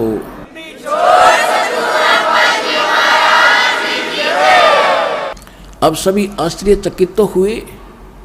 गरीबदास जी ने ला के ले महाराज पी लो। परमात्मा ने कुछ पिया और फिर कहा ले भाई बच्चों पालियो, तुम भी पी लो, गवा लो। अब जो बड़े बड़े ग्वाले थे वो कहने लगे बाबा जी ये जादू जंत्र का दूध है और कंवारी गाय का पाप का दूध हम नहीं पी सकते, और तेरी जात का बेराना तो किस जाति का है, तन झूठा कर दिया, हम तो ना पीवें। वो कहते सकल पदार्थ है जगमाही, कर्महीन नर पावत नाही। उठ कर चले गए। गरीबदास जी कहने लगे लो महाराज मुझे दे दो, आपका प्रसाद कब कब प्राप्त हो। कहते हैं होनहार वीरवान के होत सीखने पात, पूत के पैर पालने में पिछड़ जाते हैं। गरीबदास जी तो आत्मा थी भगवान की, ये शब्द निकलने ही थे कि लाओ महाराज आपका दास पीवेगा आपका जूठे दूध का, कब कब प्राप्त हो हमें। परमात्मा शेष बचा हुआ कुछ दूध उन्होंने पिया। फिर परमात्मा ने यहाँ भी कह दिया था कि ये दूध इस कंगाल लोक का नहीं है, ये सतलोक से आया भाई, मेरे गांव से आया। लेकिन उसमें मोटी बुद्धि के लोग थे, उनका कहाँ समझ में आवती ये बात कि बाबा जी बकवाद करे, जादू जंत्र है, कोई जादूगर दिखाई देता है। वो चले गए। फिर गरीबदास जी को काफ़ी ज्ञान समझाया, गरीबदास जी के अंदर प्रबल प्रेरणा हुई। फिर परमात्मा ने उसको प्रथम मंत्र दिया कि बेटा नाम ले, जब सतलोक दिखाऊंगा। प्रथम मंत्र दिया, वहाँ दूध के साथ यानी पेय पदार्थ के साथ दिया जाता है प्रथम मंत्र। हम यहाँ अमृत जल और मिश्री से देते हैं आपको प्रथम मंत्र। तो गरीबदास जी वहाँ बैठे रहे, शरीर तो बैठा रहा, आत्मा निकाली ऊपर लेकर गए। ब्रह्मा विष्णु महेश के लोक दिखाए, जहाँ भी परमात्मा जाते थे, क्योंकि ब्रह्मा जी को, विष्णु जी को, शिव जी को परमात्मा मिले थे और उनको प्रथम बार शेष भी बनाया था। बाद में उन्होंने नाम को त्याग दिया था, लेकिन परमात्मा जब उनके पास जाते हैं उनको वही सूरत दिखाई देती है जो पहले मिले थे, और सब खड़े होकर प्रणाम करते, आदर सत्कार करते हैं। गरीबदास जी देख रहे कि ब्रह्मा जी, विष्णु जी, शिव जी भी बाबा जी को प्रणाम कर रहे हैं, तो प्रबल शक्ति है भाई। फिर उसके बाद जाते धर्मराज के जो लेखा जोखा करता सारा न्यायाधीश है जो एक ब्रह्मांड का, जो ही उसके दरबार में बड़े प्रवेश किया परमात्मा ने, साथ में अपनी आत्मा गरीबदास जी को लेकर के। और पुण्यात्माओं अध्यात्म मार्ग में किसी को कहने की आवश्यकता नहीं मैं कौन हूँ, सामने वाले पर तुरंत इफेक्ट हो जाता है, उसका अपने आप नतमस्तक हो जाता है और वो बेचैन हो जाता है एकदम। जब परमात्मा ने प्रवेश किया कबीर साहब ने धर्मराज के दरबार में, न्यायाधीश के दरबार में, एकदम कुर्सी छोड़कर वो खड़े हो गए बाहर दूसरी साइड में और कहा महाराज विराजो कुर्सी, बैठो, सिंहासन लो अपना। लेकिन परमात्मा खड़े रहे और आदेश सुना रहे हैं। जैसे एसपी जाता है एसएचओ के ऑफिस में, वो खड़ा हो जाता है कुर्सी छोड़कर और एसपी उसको निर्देश देता है और डांट भी लगा देता है, विशेष हिदायत देता है, कोई ऐसी गलती मत कर देना। और वो कहता है यस सर, क्योंकि ये औपचारिकता एक नियम है हमारा, एक आदर सत्कार होता है, ऐसा होना भी चाहिए। गरीबदास जी ने फिर अपनी आंखों देखा, क्या बताया, धर्मराय दरबार में दई कबीर तलाके, मेरे भूले चुके हंस को तू पकड़िए मत कजाके। जिस न्यायाधीश के सामने ब्रह्मा विष्णु महेश कांपे और उनको परमात्मा कजा कह रहा, कजाक ए नालायक, कजाक माने नालायक, ए नालायक, मेरे भगत को जिसने मेरा नाम ले रखा हो, मेरे परम संत से, उसको छेड़ मत देना।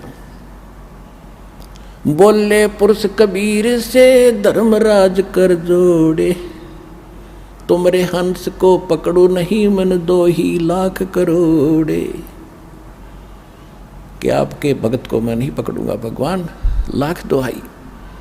फिर उसने अपनी व्यवस्था प्रकट की कि है भगवान मेरी एक समस्या है कि आपकी शरण में आने से पहले जितने भी प्राणी हैं इनके पूर्व जन्म के जो संस्कार हैं मेरे पास अकाउंट है उनका, और यहाँ का नियम है जैसा जिसने कर्म किया है दोनों भोगने पड़ते हैं।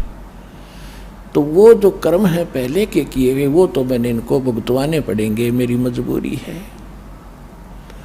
तो धर्मराय क्या कहता है कि कर्मों से तीरथ थे अब जो है शरण कबीरे, वो तो मोहे पकड़ने पड़े और जड़नी पड़े जंजीरे।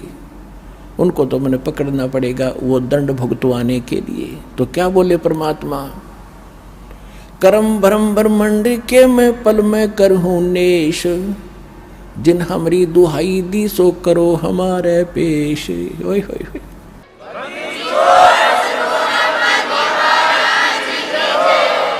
कि जो भी तैने इनको मूर्ख बना के ये पाप करवाए तूने करवाए हैं। और ऐसी सरकार जैसी या काल की सरकार ऐसी यहाँ की सरकार है। एक तरफ तो ठेका खोल देंगे, शराब खोल दी, पियो छक्के, और फिर कहते हैं न शराब पी का हाउ लड़ करा इसको अंदर कर दो, और शराब पी कर रामायण बांचेगा, हाउ लड़ा करेगा वो तो अकल देखो इनकी।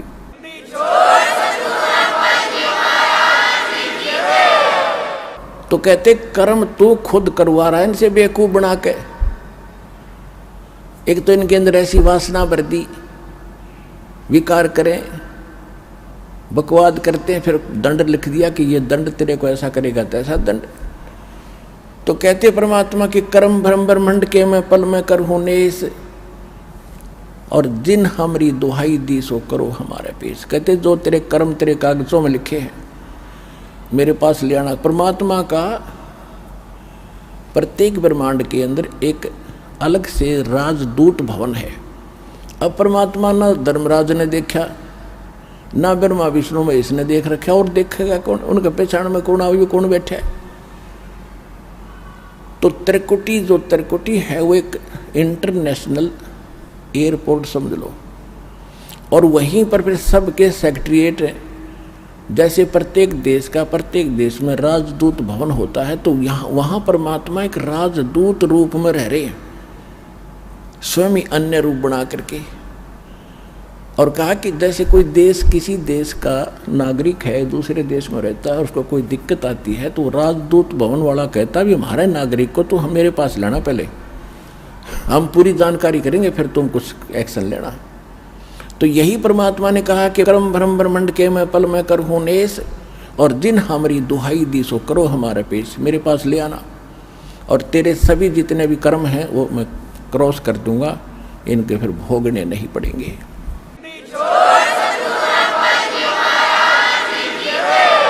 और परमात्मा भी अपनी अमर वाणी में कहते हैं, जब ही सतनाम हृदय धरो और भयो पाप को नाश, जैसे चिंगारी अग्नि की वही पड़े पुराने घास। यजुर्वेद अध्याय नंबर 8 के श्लोक नंबर 13 में भी स्पष्ट किया है कि परमात्मा घोर पाप का भी नाश कर सकता है, घोर अपराध को भी अपने भगत के पाप का नाश कर देता है, खत्म कर देता है, अपराध का नाश कर देता है, समाप्त कर देता है। उसके बाद परमात्मा उस स्थान पर पहुंचे जहां ये काल विशेष सतर्क रहता है। उस स्थान पर आसपास किसी जीव की जान की हिम्मत नहीं, जो 11वां द्वार है। अभी तक 10वां द्वार इसका ऊपर गाटा जोड़ रखा था, और एक जम्मू के अंदर है रांजड़ी में मधु परमहंस फौजी, उसका कितने 11वां को द्वार का पता लग गया किसी वाणी में कबीर साहिब की। वो ने छाती को टैग मैंने सबसे अंतिम वस्तु मिल गई, आज तक किसी को नहीं पता 11वां द्वार बता, यही बात है, हल्दी की गांठ से पंसारी बन जाता है कभी।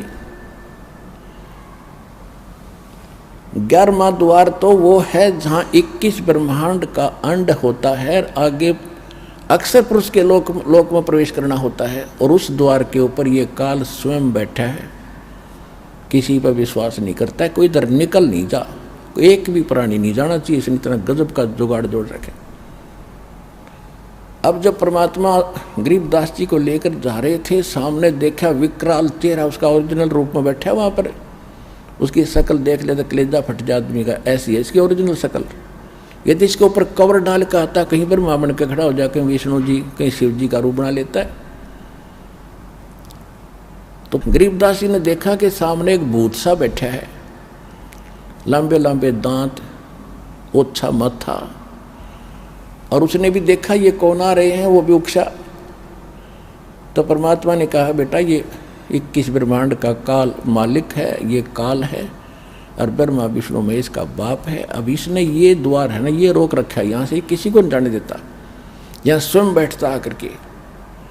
और देखना मेरे पास एक सतनाम है, उसका मंत्र जाप करूँगा श्वास से, और ये ऐसे झुक जाएगा। जैसे फनपति मंत्र सुन रखे फण सकोरे, ऐसे बीरा मेरे सतनाम से ये काल लवे मुँह बोड़े।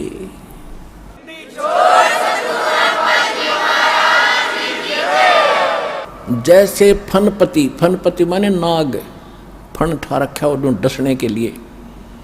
और जैसे गारू एक मंत्र बोलता है, उस मंत्र के प्रभाव से वो फन को सकोड़ कर भागने की चेष्टा करता, कैसे जान बचाऊं। तो परमात्मा कहते जैसे फनपति मंत्र सुन रखे फन सकोड़, यानी इकट्ठा कर लेता है, ऐसे बीरा मेरे उस सतनाम से, ओरिजिनल नाम से यू काल लवे मुंह मोड़, ये भी ऐसे झुक जाता है। जब परमात्मा ने कहा कि देखना बेटा मैं सतनाम का जाप करता हूँ और देखना इसकी हालत क्या होगी, कहते ऐसे उठ रहा था और माल परमात्मा ने स्मरण किया, एकदम ऐसे झुक गया कति, तो उससे रास्ता साफ हो जाता है, इसके हटता नहीं वहाँ से, सब दुष्ट है, उड़े बैठे बैठे न मुड़ गया। कहते इसके सिर पे पैर रख के दोनों जने कहा जा बेटा इसके ऊपर गए, और जब आगे 11वां द्वार पार किया। ये यहाँ बनाओ बात तो समाधि ला के मूर्ख बना रखे, ये कहाँ जाएंगे, 10वां द्वार पार नहीं कर सकते ये लोग। कहते ब्रह्मेंद्र के घाट को खोले तो कोई एक द्वारे से फिर जाते, ऐसे बहुत अनेक। अब जो 11वां द्वार पार करके अक्सर पुरुष के लोक में प्रवेश होते हैं, वो 7 संग ब्रह्मांड का लोक है, उसका स्थान है, और उससे पार करने के लिए हमने उसका टैक्स देना पड़ता है। उसके लिए जो सतनाम के अंदर 2 अक्षर हैं, एक तो ब्रह्म का, इसका टैक्स दे देंगे, जो इसका कर्जा यहाँ उतार देंगे, दूसरे मंत्र का फिर वहाँ देते हैं। अब वहाँ पर भी सारी व्यवस्था दिखाई, सरपुरुष और सब दिखाया भगवान ने, फिर उसमें पार किया, 12वें द्वार को पार करके फिर भंवर गुफा से निकलकर वो सतलोक आता है। जैसे गरीबदास जी कहते हैं, 12 दर महल मठ बोरे बहुर ना दे धरे। तो वहां जाकर देखा परमात्मा ने, नीचे से तो गए थे जिंदा महात्मा के रूप में, दूसरे रूप में बैठे हैं एक सिंहासन के ऊपर, जिसके एक रोमकूप में करोड़ सूर्य मिला, करोड़ चंद्रमा, इतनी रोशनी एक बाल में, शरीर के रोम में।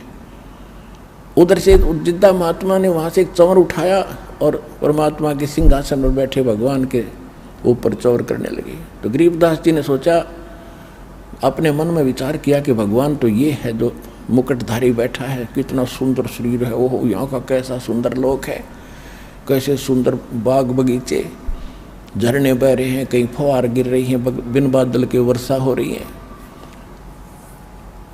इतने में क्या हुआ कि सिंहासन पर बैठे भगवान खड़े हुए, एक गुम्बज के अंदर बैठे, गुम्बज बहुत बड़ा गुम्बज है, विशाल सफेद गुम्बज है, और वो महात्मा रूप में जो परमात्मा कबीर जी थे वो बैठे सिंहासन पर, और वो नूरी शरीर वाले परमात्मा उस जिंदा महात्मा के ऊपर चंवर करने लगे, जैसे सेवक किया कर अपने गुरुदेव पे। तो गरीबदास जी ने सोचा, भाई बाबा जी भगवान है या ये परमात्मा है। इतने में तेजो में शरीर उस जिंदा जो नीचे से गए थे जिस रूप में मालिक, उसमें समा गए, और इतना नूर हो गया उस बॉडी का बहुत घना, और चंवर अपने आप घूम रहा है। जब गरीबदास जी ने चरण पकड़े हैं परमात्मा, ओए हाय आप ही भगवान हो।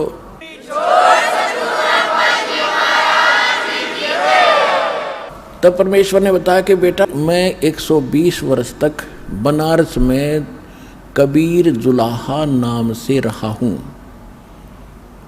और मुझे कोई पहचान नहीं पाया, क्योंकि मेरे बारे में कोई बताने वाला नहीं था। और अब तू वापस जा, और तेरे शरीर को अंत करने वाले हैं चेता पर रख दिया है। उधर से गरीबदास जी को मृत जानकर शाम के समय 5-6 बजे सी उन्हें संभाला, 4-5 बजे सी आकर के पालियों ने देखो तो कहाँ है कि गरीबदास जी बैठे हैं, पहले आवाज़ लगाई, नहीं उठे तो पकड़ के हिलाया कि भगत जी खड़ा हो ले, भगत बन गया। वो गिर गए, मृत जानकर दो पाली गांव में भागे आए। जिसको भी पता, छोटा सा गांव था, एक बहुत बड़े लैंड लॉर्ड का इकलौता पुत्र, और उसकी मृत्यु हो जाए, गांव में करलाट मच गया, माता पिता बेहोश हो गए। फिर भी गांव के लोग दौड़ दाड़ कराए, उसको ले के घर ले आए, फिर चिता पर रख दिया। उधर से गरीबदास जी कहते, भगवान मैं नहीं जाता उस गंदे लोक में, मुझे यहीं रख लो दाता। परमात्मा ने कहा बेटा ऐसे नहीं बनेगी बात, आप जाओ।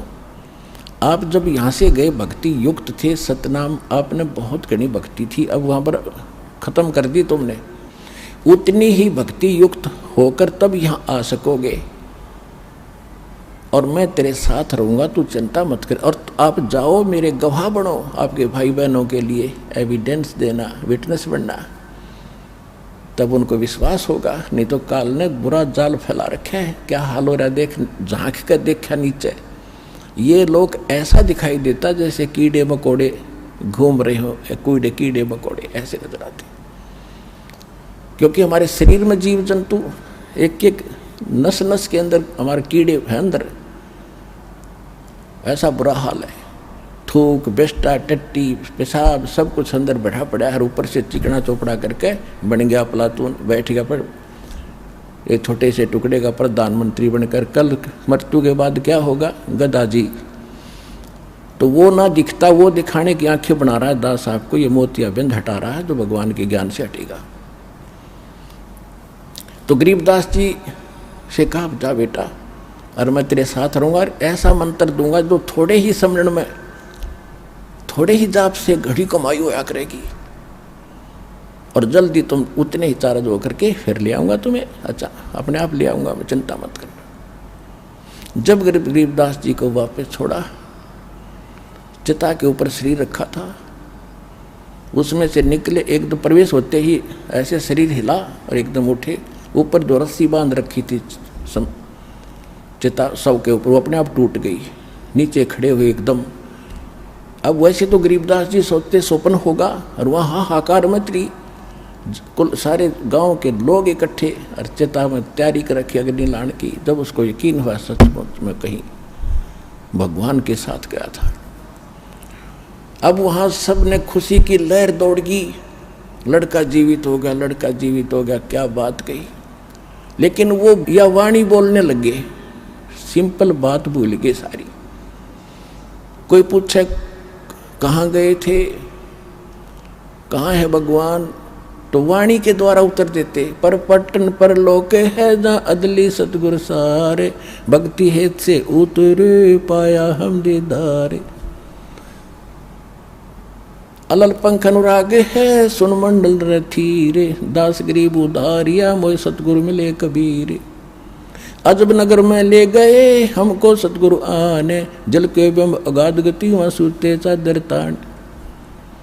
अब यह भाषा गांव वाले नहीं समझे, उनने सोचा जंतर मंत्र के दूध ने पी का यो लड़का पागल हो गया, हे भगवान शुक्र है जीवित तो हो गया। तो गरीबदास जी को पागल कहने लगे, बावड़िया, पागल, बावड़ा। और ये सोचा गांव वालों ने भी कोई बात ना है बेटी, क्योंकि उस गांव की बेटी थी उसकी माता, कि यह बेटी पागल जैसा भी बेटा है, पागल है जैसा है, इसको देख के अपना जीवन निर्वाह कर लेगी, ना तो यह मर जाती रो रो के।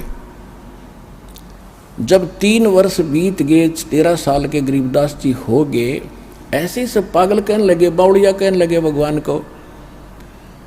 एक दादू पंथी गोपाल दास नाम के संत थे जो दादू जी के पंथ से थे, और दादू जी को भी परमात्मा मिले थे, ऐसे जैसे गरीबदास जी को मिले, ऐसे नानक जी को मिले, ऐसे धर्मदास जी को मिले, मुल्कदास जी को मिले, गीसा दास जी को मिले थे, न्यू मिले थे जिंदा महात्मा के रूप में। तो वो वाणी का मर्मज था, समझता था संतों की महिमा को। और वहाँ उनका कोई सेवक था, उसमें वो ऐसे 2 वर्ष 3 वर्ष में चक्कर लाया करता था। छुडानी में आके उस भगत के अपने सेवक के वहाँ वो गोपाल दास रुका,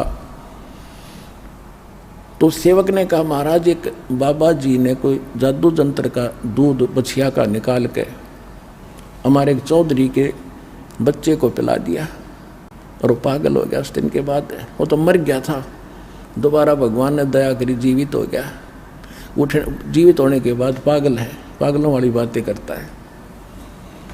और संत की विद्या संत ही काट सकते हैं। आप कृपा करो, कुछ दया कर दो तो बहुत अच्छा हो जाएगा, जीवन सुधर जाएगा बालक का। अब जो जितना जादू जंत्र जाना है, जंतर मंत्र सभी सोचते हैं मैं श्रेष्ठ हूँ। उसने कहा बुलाओ।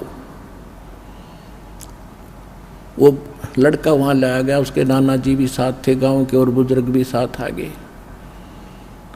तो गोपाल दास ने पूछा कि बेटा कौन था जिसने तेरा जीवन बर्बाद कर दिया? तब गरीबदास ने कहा कि बाबा जी, गोपाल दास जी, मेरा जीवन बर्बाद नहीं आबाद कर दिया। हम सुल्तानी नानक तारे दादू को उपदेश दिया, जात जुलाहा भेद न पाया वो काशी महे कबीर हुआ। होय होय कि मेरा उद्धार किया। अब्राहिम सुल्तान अदम मुसलमान बादशाह को वही मिले थे, नानक जी को बेई नदी पर वही मिले थे जिंदा महात्मा के रूप में, और दादू जी को भी वही मिले थे, और मेरा भी कल्याण उसी ने किया। हम सुल्तानी नानक तारे दादू को उपदेश दिया, जात जुलाहा भेद न पाया वो काशी महे कबीर हुआ। अनंत कोट ब्रह्मांड का एक रति नहीं भारे, सतगुरु पुरुष कबीर हैं ये कुल के सर्जनहारे। अजब नगर में ले गए हमको सतगुरु आने, जल के बिंब अगाध गति वहां सूते चादर ताने। अब गोपाल दास के खटक लागी, इधर गजब की वाणी बोल रहा है। खड़ा होकर वो 65 साल का वृद्ध एक 13 साल के बालक के आगे कहने लगा, महाराज ये अमृतवाणी लिखवा दो, कलयुग के जीवों का उद्धार करेगी। अब जो रोग कटवाने जा रहे थे बूढ़े बुजुर्ग, उन्होंने सोचा भाई इस बच्चे में तो को बड़ी ये बला है। बाबा जी का भी असर हो गया, यो भी इसके आगे हाथ जोड़ के इसकी बोली बोलने लग गया। आए थे इससे ठीक कराने के लिए। तब उसने कहा गोपाल दास ने, करे गांव वाले यो बावड़ा नहीं है, बावड़े तो तुम हो जो इसकी अमृतवाणी को समझ नहीं पा रहे। पर वो कहाँ कलावती। गरीबदास जी चल पड़े, गोपाल दास पीछे पीछे। तो गांव वालों ने सोचे बाबा पागल हो गया। गोपाल दास ऐसे 2-3 दिन आग्रह करता रहा। तब उसने गरीबदास जी ने कहा, देखो गोपाल दास जी, अगर आप पूरी वाणी लिखो तो मैं लिखवाऊँ, ना बोलूँ को नहीं। गोपाल दास ने कहा, जी मैं घर से कति फारिग हूँ, बच्चे त्याग कर मैं विराग ले रखा है संन्यास, 2 रोटी आपके घर खाऊंगा, आपकी पूरी वाणी लिखूंगा, मैं ये विश्व आपको प्रतिज्ञा करता हूँ। तो गरीबदास जी के नाना जी का एक बड़ बेरी का बाग था, उसमें जंडी का पेड़ था। जंडी के पेड़ उधर ज़्यादा होते थे, ऐसा ही मारू सा क्षेत्र था। उसके नीचे बैठकर गरीबदास जी बोला करते थे, दादू पंथी वो गोपाल दास लिखा करते थे। लगभग 8-9 महीने बल्कि 1 वर्ष तक वो लेखन कार्य हुआ। उसके बाद फिर भी जगह जगह वाणी बोली, वो भी लिखी गई। गोपाल दास काफ़ी संग किया गोपाल दास उनके साथ कई वर्षों तक। तो वो वाणी जो लिखी गई हस्तलिखित आज प्रिंट हो चुकी है, जिसका हम पाठ करते हैं, जिसका भी भोग लगा भगवान की वाणी को। वो इतना मोटा ग्रंथ है जिसके अंदर 24,000 वाणियाँ हैं। 3 दिन लगातार कंटिन्यू पढ़ते हैं जब पूर्ण होता है। एक विचार, एक तो ये विश्वसनीय बातें आपको हो कि आम आदमी कहता है कि आप ऐसी दृढ़ता से कह रहे हो जैसे भगवान से मिलकर आया हो, यानी भगवान से मिलकर आया है वो आदमी सच्ची कहा करे। तो गरीबदास जी भगवान से मिलकर आए हुए थे और परमात्मा का दिया हुआ ज्ञान उन्होंने बोला और लिखवाया।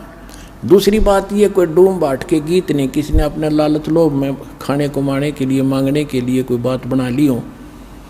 एक बहुत बड़े लैंड लॉर्ड के घर जन्म था उनका, और उन्होंने इतने प्रयत्न किस लिए किया, हमारा भी थूक सूख जाता है पाठ को पढ़ते पढ़ते। और उस महापुरुष ने किस उद्देश्य से इतना प्रयत्न किया, गर्मी सर्दी देखी नहीं, हमारे लिए लिखवाएंगे।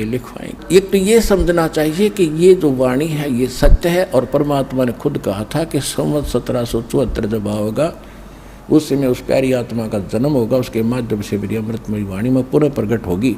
और उस वाणी को फिर ना गरीबदास पंथ वाले समझ सकेंगे। इस दास ने खूब बेरा है गरीबदास पंथ में, बहुत दिन रहा हूँ, सन 1988 से लेकर 1994 तक तो उन्हीं के अंदर घूमा।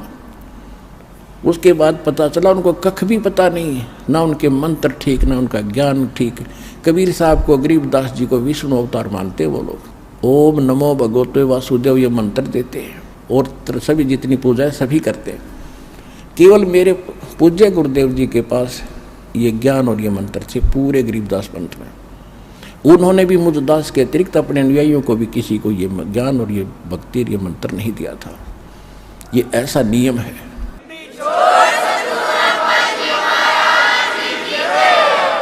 तो प्रश्न चल रहा है कि वो मंत्र कौन से हैं जिनसे मोक्ष होगा। ये सूक्ष्म वेद में लिखा, गरीबदास जी ने अपना कंप्लीट कोर्स लिखा हुआ है, उसमें ये 7 मंत्र हैं। पहले ये 5 दिए जाते थे, अब जो प्राइम टाइम है इसमें ये 7 दिए जाएंगे। ये वेदों में प्रमाण है कि जब मोक्ष समय आएगा पूर्व संत, तो पहले तो 5 दिए जाएंगे, उसके बाद फिर 7 दिए जाएंगे। ये दास ने अपने प्रवचनों में भी बताया है, जिसकी एक पुस्तक भी बनी हुई है, कबीर पंथ की स्थापना, पतन और उत्थान। उसके अंदर दास ने पूरा विवरण उसमें दिया हुआ, लिखा हुआ है। अब क्या है कि पहले वो 7 मंत्र गरीबदास जी ने अपनी वाणी में कति अलग से मंत्र लिखा पूरा।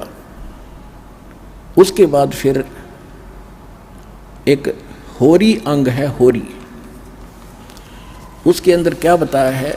अब जैसे नानक साहिब जी की एक समुद्र की साखी नाम की एक वाणी है, भाई बाल्य वाली जन्म साखी के अंदर आपको बहुत बार दिखाया भी है, रूबरू भी किया है।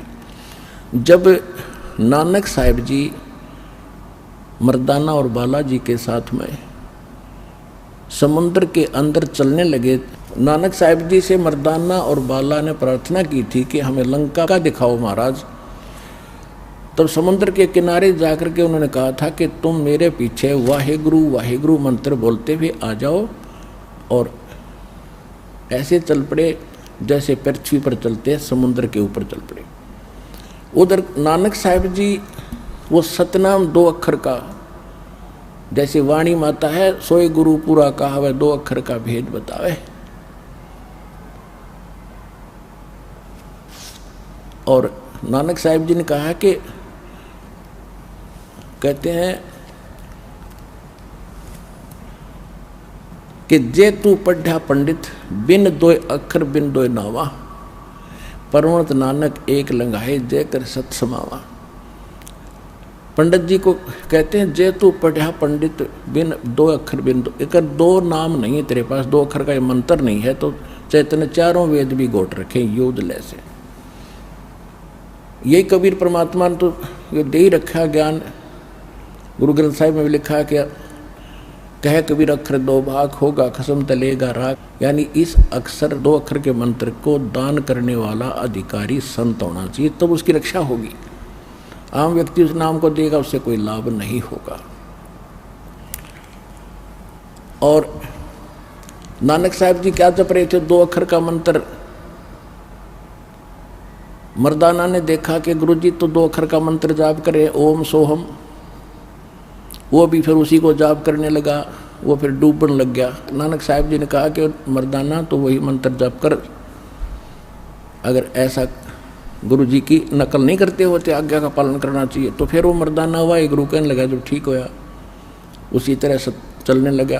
कहने का भाव ये था कि कबीर परमात्मा ने इन सभी महापुरुषों से कहा था कि जब तक वो प्राइम टाइम नहीं आता, कलयुग 5505 नहीं बीत जाता, तब तक इस सार नाम और सत नाम को डिस्क्लोज ना करना। धर्मदास मेरी लाख दुहाई, ये सार नाम की तबार न जाई, सार नाम बाहर जो पढ़ी, ये बिचली पीढ़ी हंस न तरही। सार नाम तब तक छुपाई, जब तक 12 पंथ ना मिट जाई। फिर दूसरी बार कहा कि धर्मदास मेरी लाख दुहाई, ये मूल ज्ञान कई बार न जाई। मूल ज्ञान ये है जो दास आपको दे रहा, किसी कबीरपंथी के पास आपको ये ज्ञान नहीं मिलेगा। मूल ज्ञान बाहर जो पढ़ी, बिचली पीढ़ी हंस न तेरही। तो बिचली पीढ़ी अब शुरू हुई। कबीर सागर के अंदर कबीर वाणी चैप्टर के 137 पृष्ठ पर यह भी स्पष्ट किया है कि प्रथम चरण कलयुग निर्वाणा और तब मगर मांडू मैदाना। कलयुग का प्रथम चरण वो होगा जब मैं मगर से सह शरीर चला जाऊंगा। उसके बाद अब बिचली पीढ़ी कब होगी? जब 5505 वर्ष कलयुग बीत जाएगा। अब बिचली पीढ़ी तब शुरू होगी। तब तक ये प्रथम चरण था।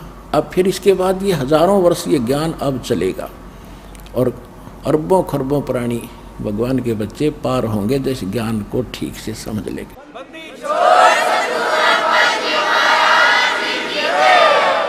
उसके बाद फिर ये भक्ति नाश हो जाएगी, कृतघ्नी प्राणी हो जाएंगे, मांसाहारी हो जाएंगे, कलयुग के एंड में तो बुरा हाल हो जाएगा। अब फिर पुनः सतयुग जैसा माहौल होगा, पूरी पृथ्वी पर वातावरण चेंज होगा, सुंदर बाग बगीचे, उसी तरह सुंदर आहार शुरू होगा। अच्छे ये परमात्मा देगा, परमात्मा की तरफ से आएंगे। सारा कुछ देखना कैसे होगा आप सोच भी नहीं सकोगे ये क्या हो रहा है। आपस में शांति होगी। तो नानक साहब जी ने ये भी दिखाना था कि मैं ये नाम जाप करता हूँ जिससे मेरी मुक्ति हुई, 2 अक्षर का मंत्र ये है। और उधर से झटका भी देना था कोई बाद में कहीं में, क्योंकि उन्होंने प्राण संगली के अंदर ये पूरा विवरण लिख दिया था। वो तो किसी कारण से गुरु ग्रंथ साहिब में उन्होंने इसी डर से गुरु ग्रंथ साहिब में नहीं लिखा प्राण संगली वाला विवरण जो सतनाम लिखा था सीधा, कि कहीं जैसे मर्दाना जी ने नानक साहिब जी की आज्ञा की अवहेलना कर दी, वो डूब गया होता, मर गया होता। इस डर से गुरु ग्रंथ साहिब में वो वाणी नहीं लिखी इन्होंने, वो छोड़ दी कि कहीं कोई सिख बच्चा और इस मंत्र का जाप कर लेगा तो उस मर्दाना की तरह नानक साहिब जी की आज्ञा की अवहेलना करके दंडित हो जाएगा। और ये बताना भी जरूरी था, इसको छुपाना भी जरूरी। ये महापुरुषों की महिमा वही जाने क्यों कर किस तरह छुपा रहे थे काल से। वो भी पक्का हो गया कि नानक साहिब का मोक्ष 2 अक्षर का मंत्र से जाप हुआ जो ओम सोम है। नामदेव जी को परमात्मा मिले थे, उन्होंने भी 2 मंत्र का जाप किया था। नामा छिपा ओम तारी, पीछे सोहम भेद विचारी, सार शब्द पाया जद लोई, आवागमन बोर ना होई। गीसादास जी कहते हैं ओम सोहम जप ले भाई, राम नाम की यह कमाई।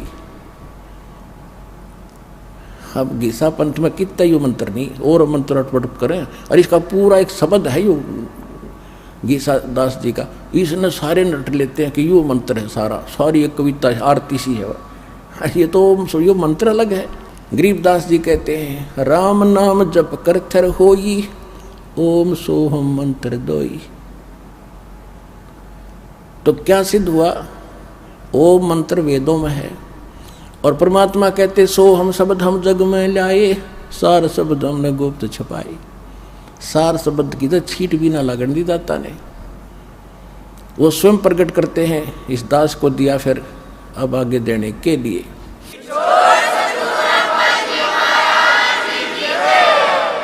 ऋग्वेद मंडल नंबर 9 और सूक्त 95 के मंत्र नंबर 2 में यही स्पष्ट किया है कि परमात्मा स्वयं आता है अपने मुख कमल से वाणी बोलकर, यानी भक्ति की प्रेरणा प्रेरित करता है, यानी भक्ति के लिए प्रेरणा वही करता है प्राणियों को, और वो मोक्ष मार्ग के गुप्त मंत्रों का आविष्कार करता है। असली मंत्रों का, रियल मंत्रों का आविष्कार करके हमें बताता है। और परमात्मा खुद कहते हैं सोहम शब्द हम जग में लाए, सार शब्द हमने गुप्त छुपाए।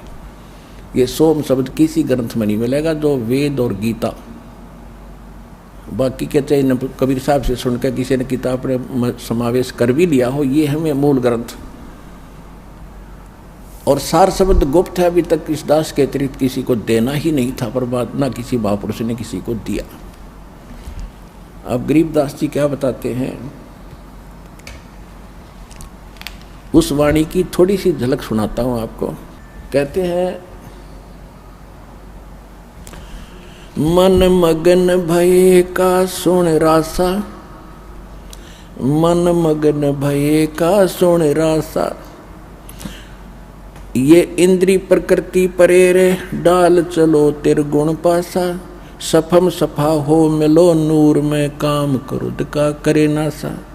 यो तन खाक मिलेगा भाई, क्या पैरे मुल मुल खासा।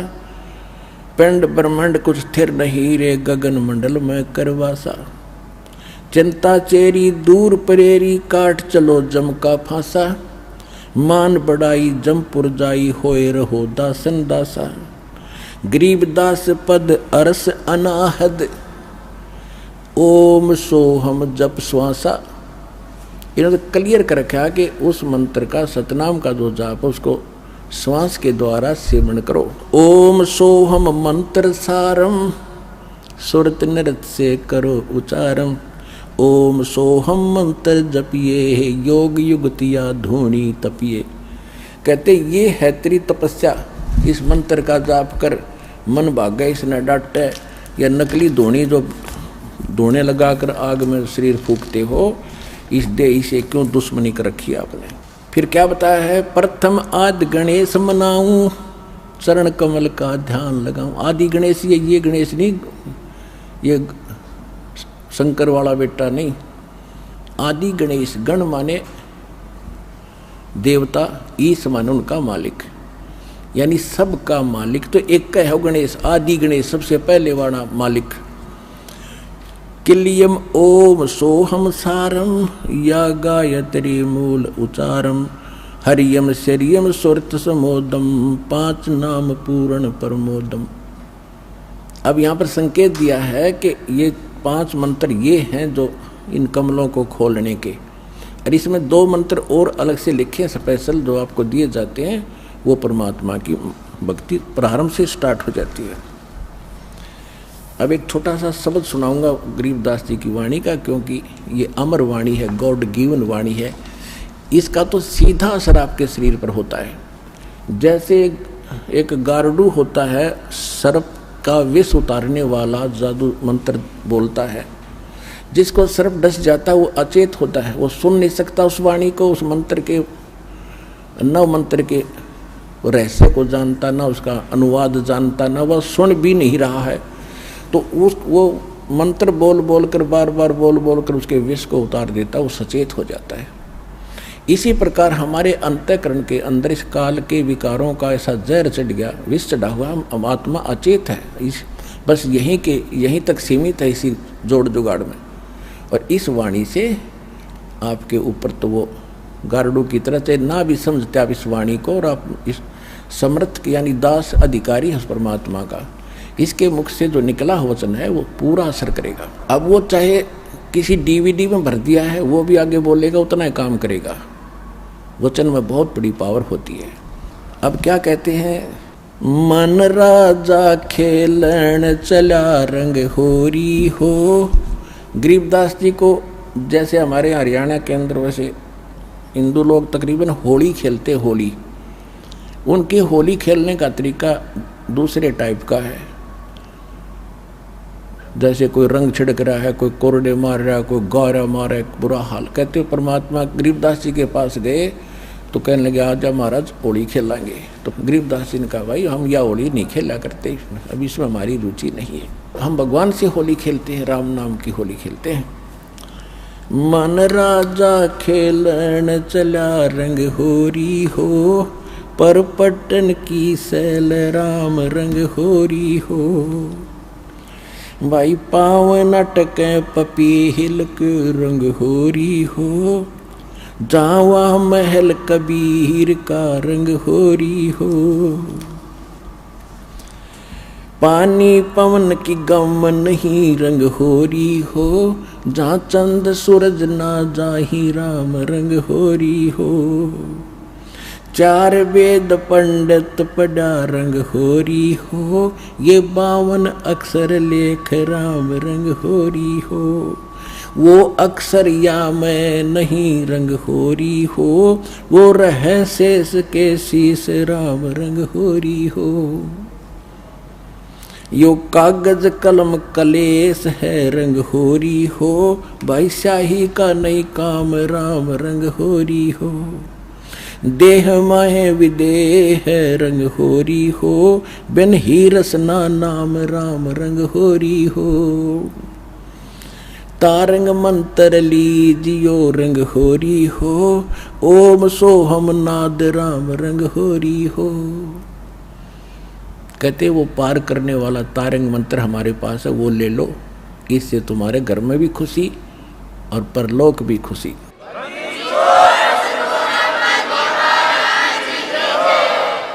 तारंग मंत्र लीजियो रंग होरी हो, ये ओम सोहम नाद राम रंग होरी हो। फिर इनसे आगे और मंत्र है, सुकृत नाम उचार है रंग होरी हो, लीला अगम अगाध राम रंग होरी हो।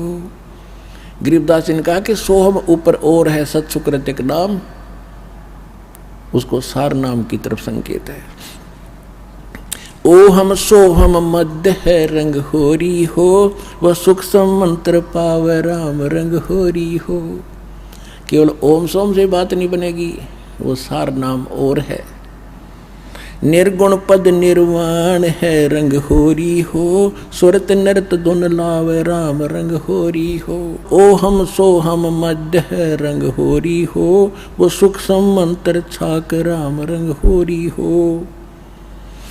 या मंत्र से पार हो रंग होरी हो। अब कहते ये है वो कंप्लीट मंत्र जो तुम्हें पार करेगा। या मंत्र से पार होवे रंग होरी हो, और मंत्र कोटों लाख राम रंग होरी हो। और करोड़ों लाख मंत्र बनाए बैठे लोग, उनसे पार नहीं होगे। ओम आनंदी लहर है रंग होरी हो, सोहम मुक्ता चंद राम रंग होरी हो। ओम सोहम सार है रंग होरी हो, और कोट कला रविचंद राम रंग होरी हो। फिर कितना महत्व बताया है। एक श्वास ओ श्वास के मंत्र से, 2 अक्षर के मंत्र का, सतनाम का। ओम सोहम पालड़ रंग होरी हो, 14 लोक चढ़ावे राम रंग होरी हो। 3 लोक पासंग धर रंग होरी हो, तो ना तुले तुलाया राम रंग होरी हो। ओए होए। अब क्या बताया गरीबदास साहिब जी ने, जो परमात्मा ने इनको ज्ञान दिया था कि बेटा ऐसा मंत्र दूंगा तुम्हें कि थोड़ी भक्ति से अब जल्दी में भक्ति युक्त हो जाओगे, घना धन भक्ति का इकट्ठा हो जाएगा। अब कहते हैं एक मंत्र पूरे अधिकारी संत से लेकर श्वास ओ श्वास का जो सतनाम का मंत्र है, एक जाप की कितनी कीमत है। अब पासिंग, पहले पासिंग समझाऊं। पासिंग क्या होता था, क्योंकि वर्तमान के बच्चे ज़्यादा शिक्षा में लग गए हैं, इनको ज्ञान नहीं। ये पुराने समय की बोली वाणी है, 250-300 वर्ष पहले की। तो पासिंग होता था, जैसे पहले तराजू होते थे देसी, 2 पलड़े होते थे, एक बीच में डंडी, सिर्फ के सेंटर में एक डंड पकड़ने के लिए धागे से बांध लिया करते थे। हमारे दास का जन्म किसान जाट परिवार में हुआ, तो ये बनिए लोग हमारे घर से कणक लेने आते थे, कोई बाजरा ज्वार जैसे घर के बेचते थे फालतू कणक को। तो जब वो व्यापारी आता था, उसको सबसे पहले कहते थे कि लाला जी अपनी ताखड़ी तो चेक करा, तराजू तेरी चेक करा, कोई इसमें एरर तो नहीं है, पासिंग तो नहीं है, पासिंग। और उस एरर को ठीक करने के लिए जैसे कोई थोड़ी बहुत टेढ़ा मेढ़ा होता पलड़ा, तो वहीं से कणक जो तोली जाती थी, जैसे 50 मन गेहूँ तोलने हैं और उसमें तखड़ी में एरर है तराजू में, तो थोड़े से गेहूँ उठाकर दूसरे पलड़े में डाल देते, वह बैलेंस हो जाती। उसको पासिंग कहा करते। 4 दाने, 10-20 दाने जो कणक के होते, गेहूँ के या बाजरे के, जो तोलना होता था, उसको कहते पासिंग। और सौदा बाकी है तो सैकड़ों 50 मन गेहूँ फटाफट तोलने, वो है सौदा। तो और ये है पासिंग। तो क्या बताते हैं ओम सोहम पालड़ रंग होरी हो। एक तरफ तो ये एक मंत्र का जाप रख दो सतनाम का, इसको सतनाम कहते 2 अक्षर के मंत्र को, और दूसरी तरफ कहते 14 लोक चढ़ावे राम रंग होरी हो, और 3 लोक पासंग धरे रंग होरी हो। ये 3 लोक पृथ्वी, स्वर्ग और पाताल, जहाँ पर हम रह रहे, जैसे छोटे से टुकड़े का कोई मुख्यमंत्री बन गया, वो तुमने सोचा पता नहीं के बन गया तू बिना ज्ञान के, और कोई एक छोटे से टुकड़े का प्रधानमंत्री बन गया देश का, बस फूला नहीं समाता। परमात्मा कहते असली धन और असली सुख जो तुमने जहाँ जाना है उसकी तुलना में, उस सुख की तुलना में, और जो मुक्ति मार्ग में बता रहा हूँ इसकी कितनी कीमत है। कहते 3 लोक, ये तीनों लोक तो सौदे में नहीं हमारे में, जैसे विष्णु का लोक, शिव जी का लोक, ब्रह्मा जी का लोक, दुर्गा जी का लोक, और ऊपर के महास्वर्ग एक जो ब्रह्म लोक के अंदर अन्य लोक, ये कुल मिलाकर 14 लोक हैं। कहते इनको एक पालड़े में रख दे और 3 लोक की तो गिनती है नहीं, ये तो 5 सिंह में समझ लो, और एक तरफ रख दो इस सतनाम के श्वास से मंत्र है इसका।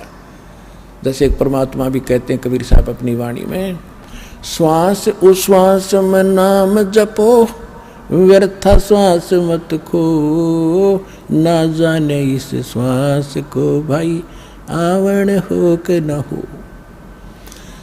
कहता हूँ कई जात हूँ, कहूँ बजा के ढोले, श्वास जो खाली जात है यो 3 लोक का मोल। इब सिंपल भाषा बता दिया भगवान ने। हमने तो ये पृथ्वी का थोड़ा सा टुकड़ा मिल जाए 2-4 किले ने सोचा कि रखे बन गए, तो इसलिए परमात्मा ने कहीं सिंपल वे से कभी विशेष ढंग से इनका वर्णन किया है। गरीबदास जी ने निर्णायक कहा है कि ओम सोहम पालड़ रंग होरी हो, और 14 लोक चढ़ावे राम रंग होरी हो, 3 लोक पासंग धरे रंग होरी हो, तो ना तुले तुलाया राम रंग होरी हो। और वो मंत्र आपको मिला। अब इस धन को संभाल के रखना, आप भी पार, आपका परिवार भी पार, 101 पीढ़ी पार हो जाएगी आपकी, ये विश्वास रखना।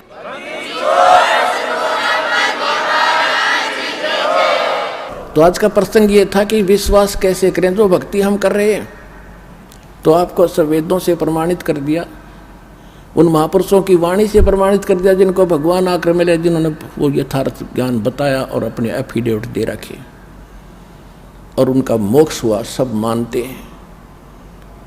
और वही दास ने आपको मंत्र दे रखा, आप जानते हैं जिनको प्राप्त है। तो इसके लिए परमात्मा कहते हैं समझा है तो सर दर पाऊं, बहुर नहीं रहे ऐसा दाव। ये संसार समझदा नहीं, कहंदा श्याम दोपहरे नू, आप इसी काल के लोग को सुख मान रहे हो, यो आग बरस रही है। ये संसार समझदा नहीं, कहंदा श्याम दोपहरे नू, गरीबदास ये वक्त जाता है, रोग इस पैरे नू।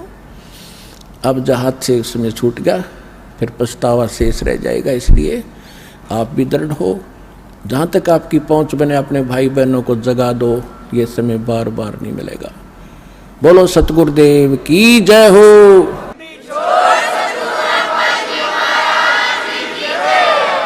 अब कुछ भक्तों के अनुभव सुनाएंगे, वो ध्यानपूर्वक सुने।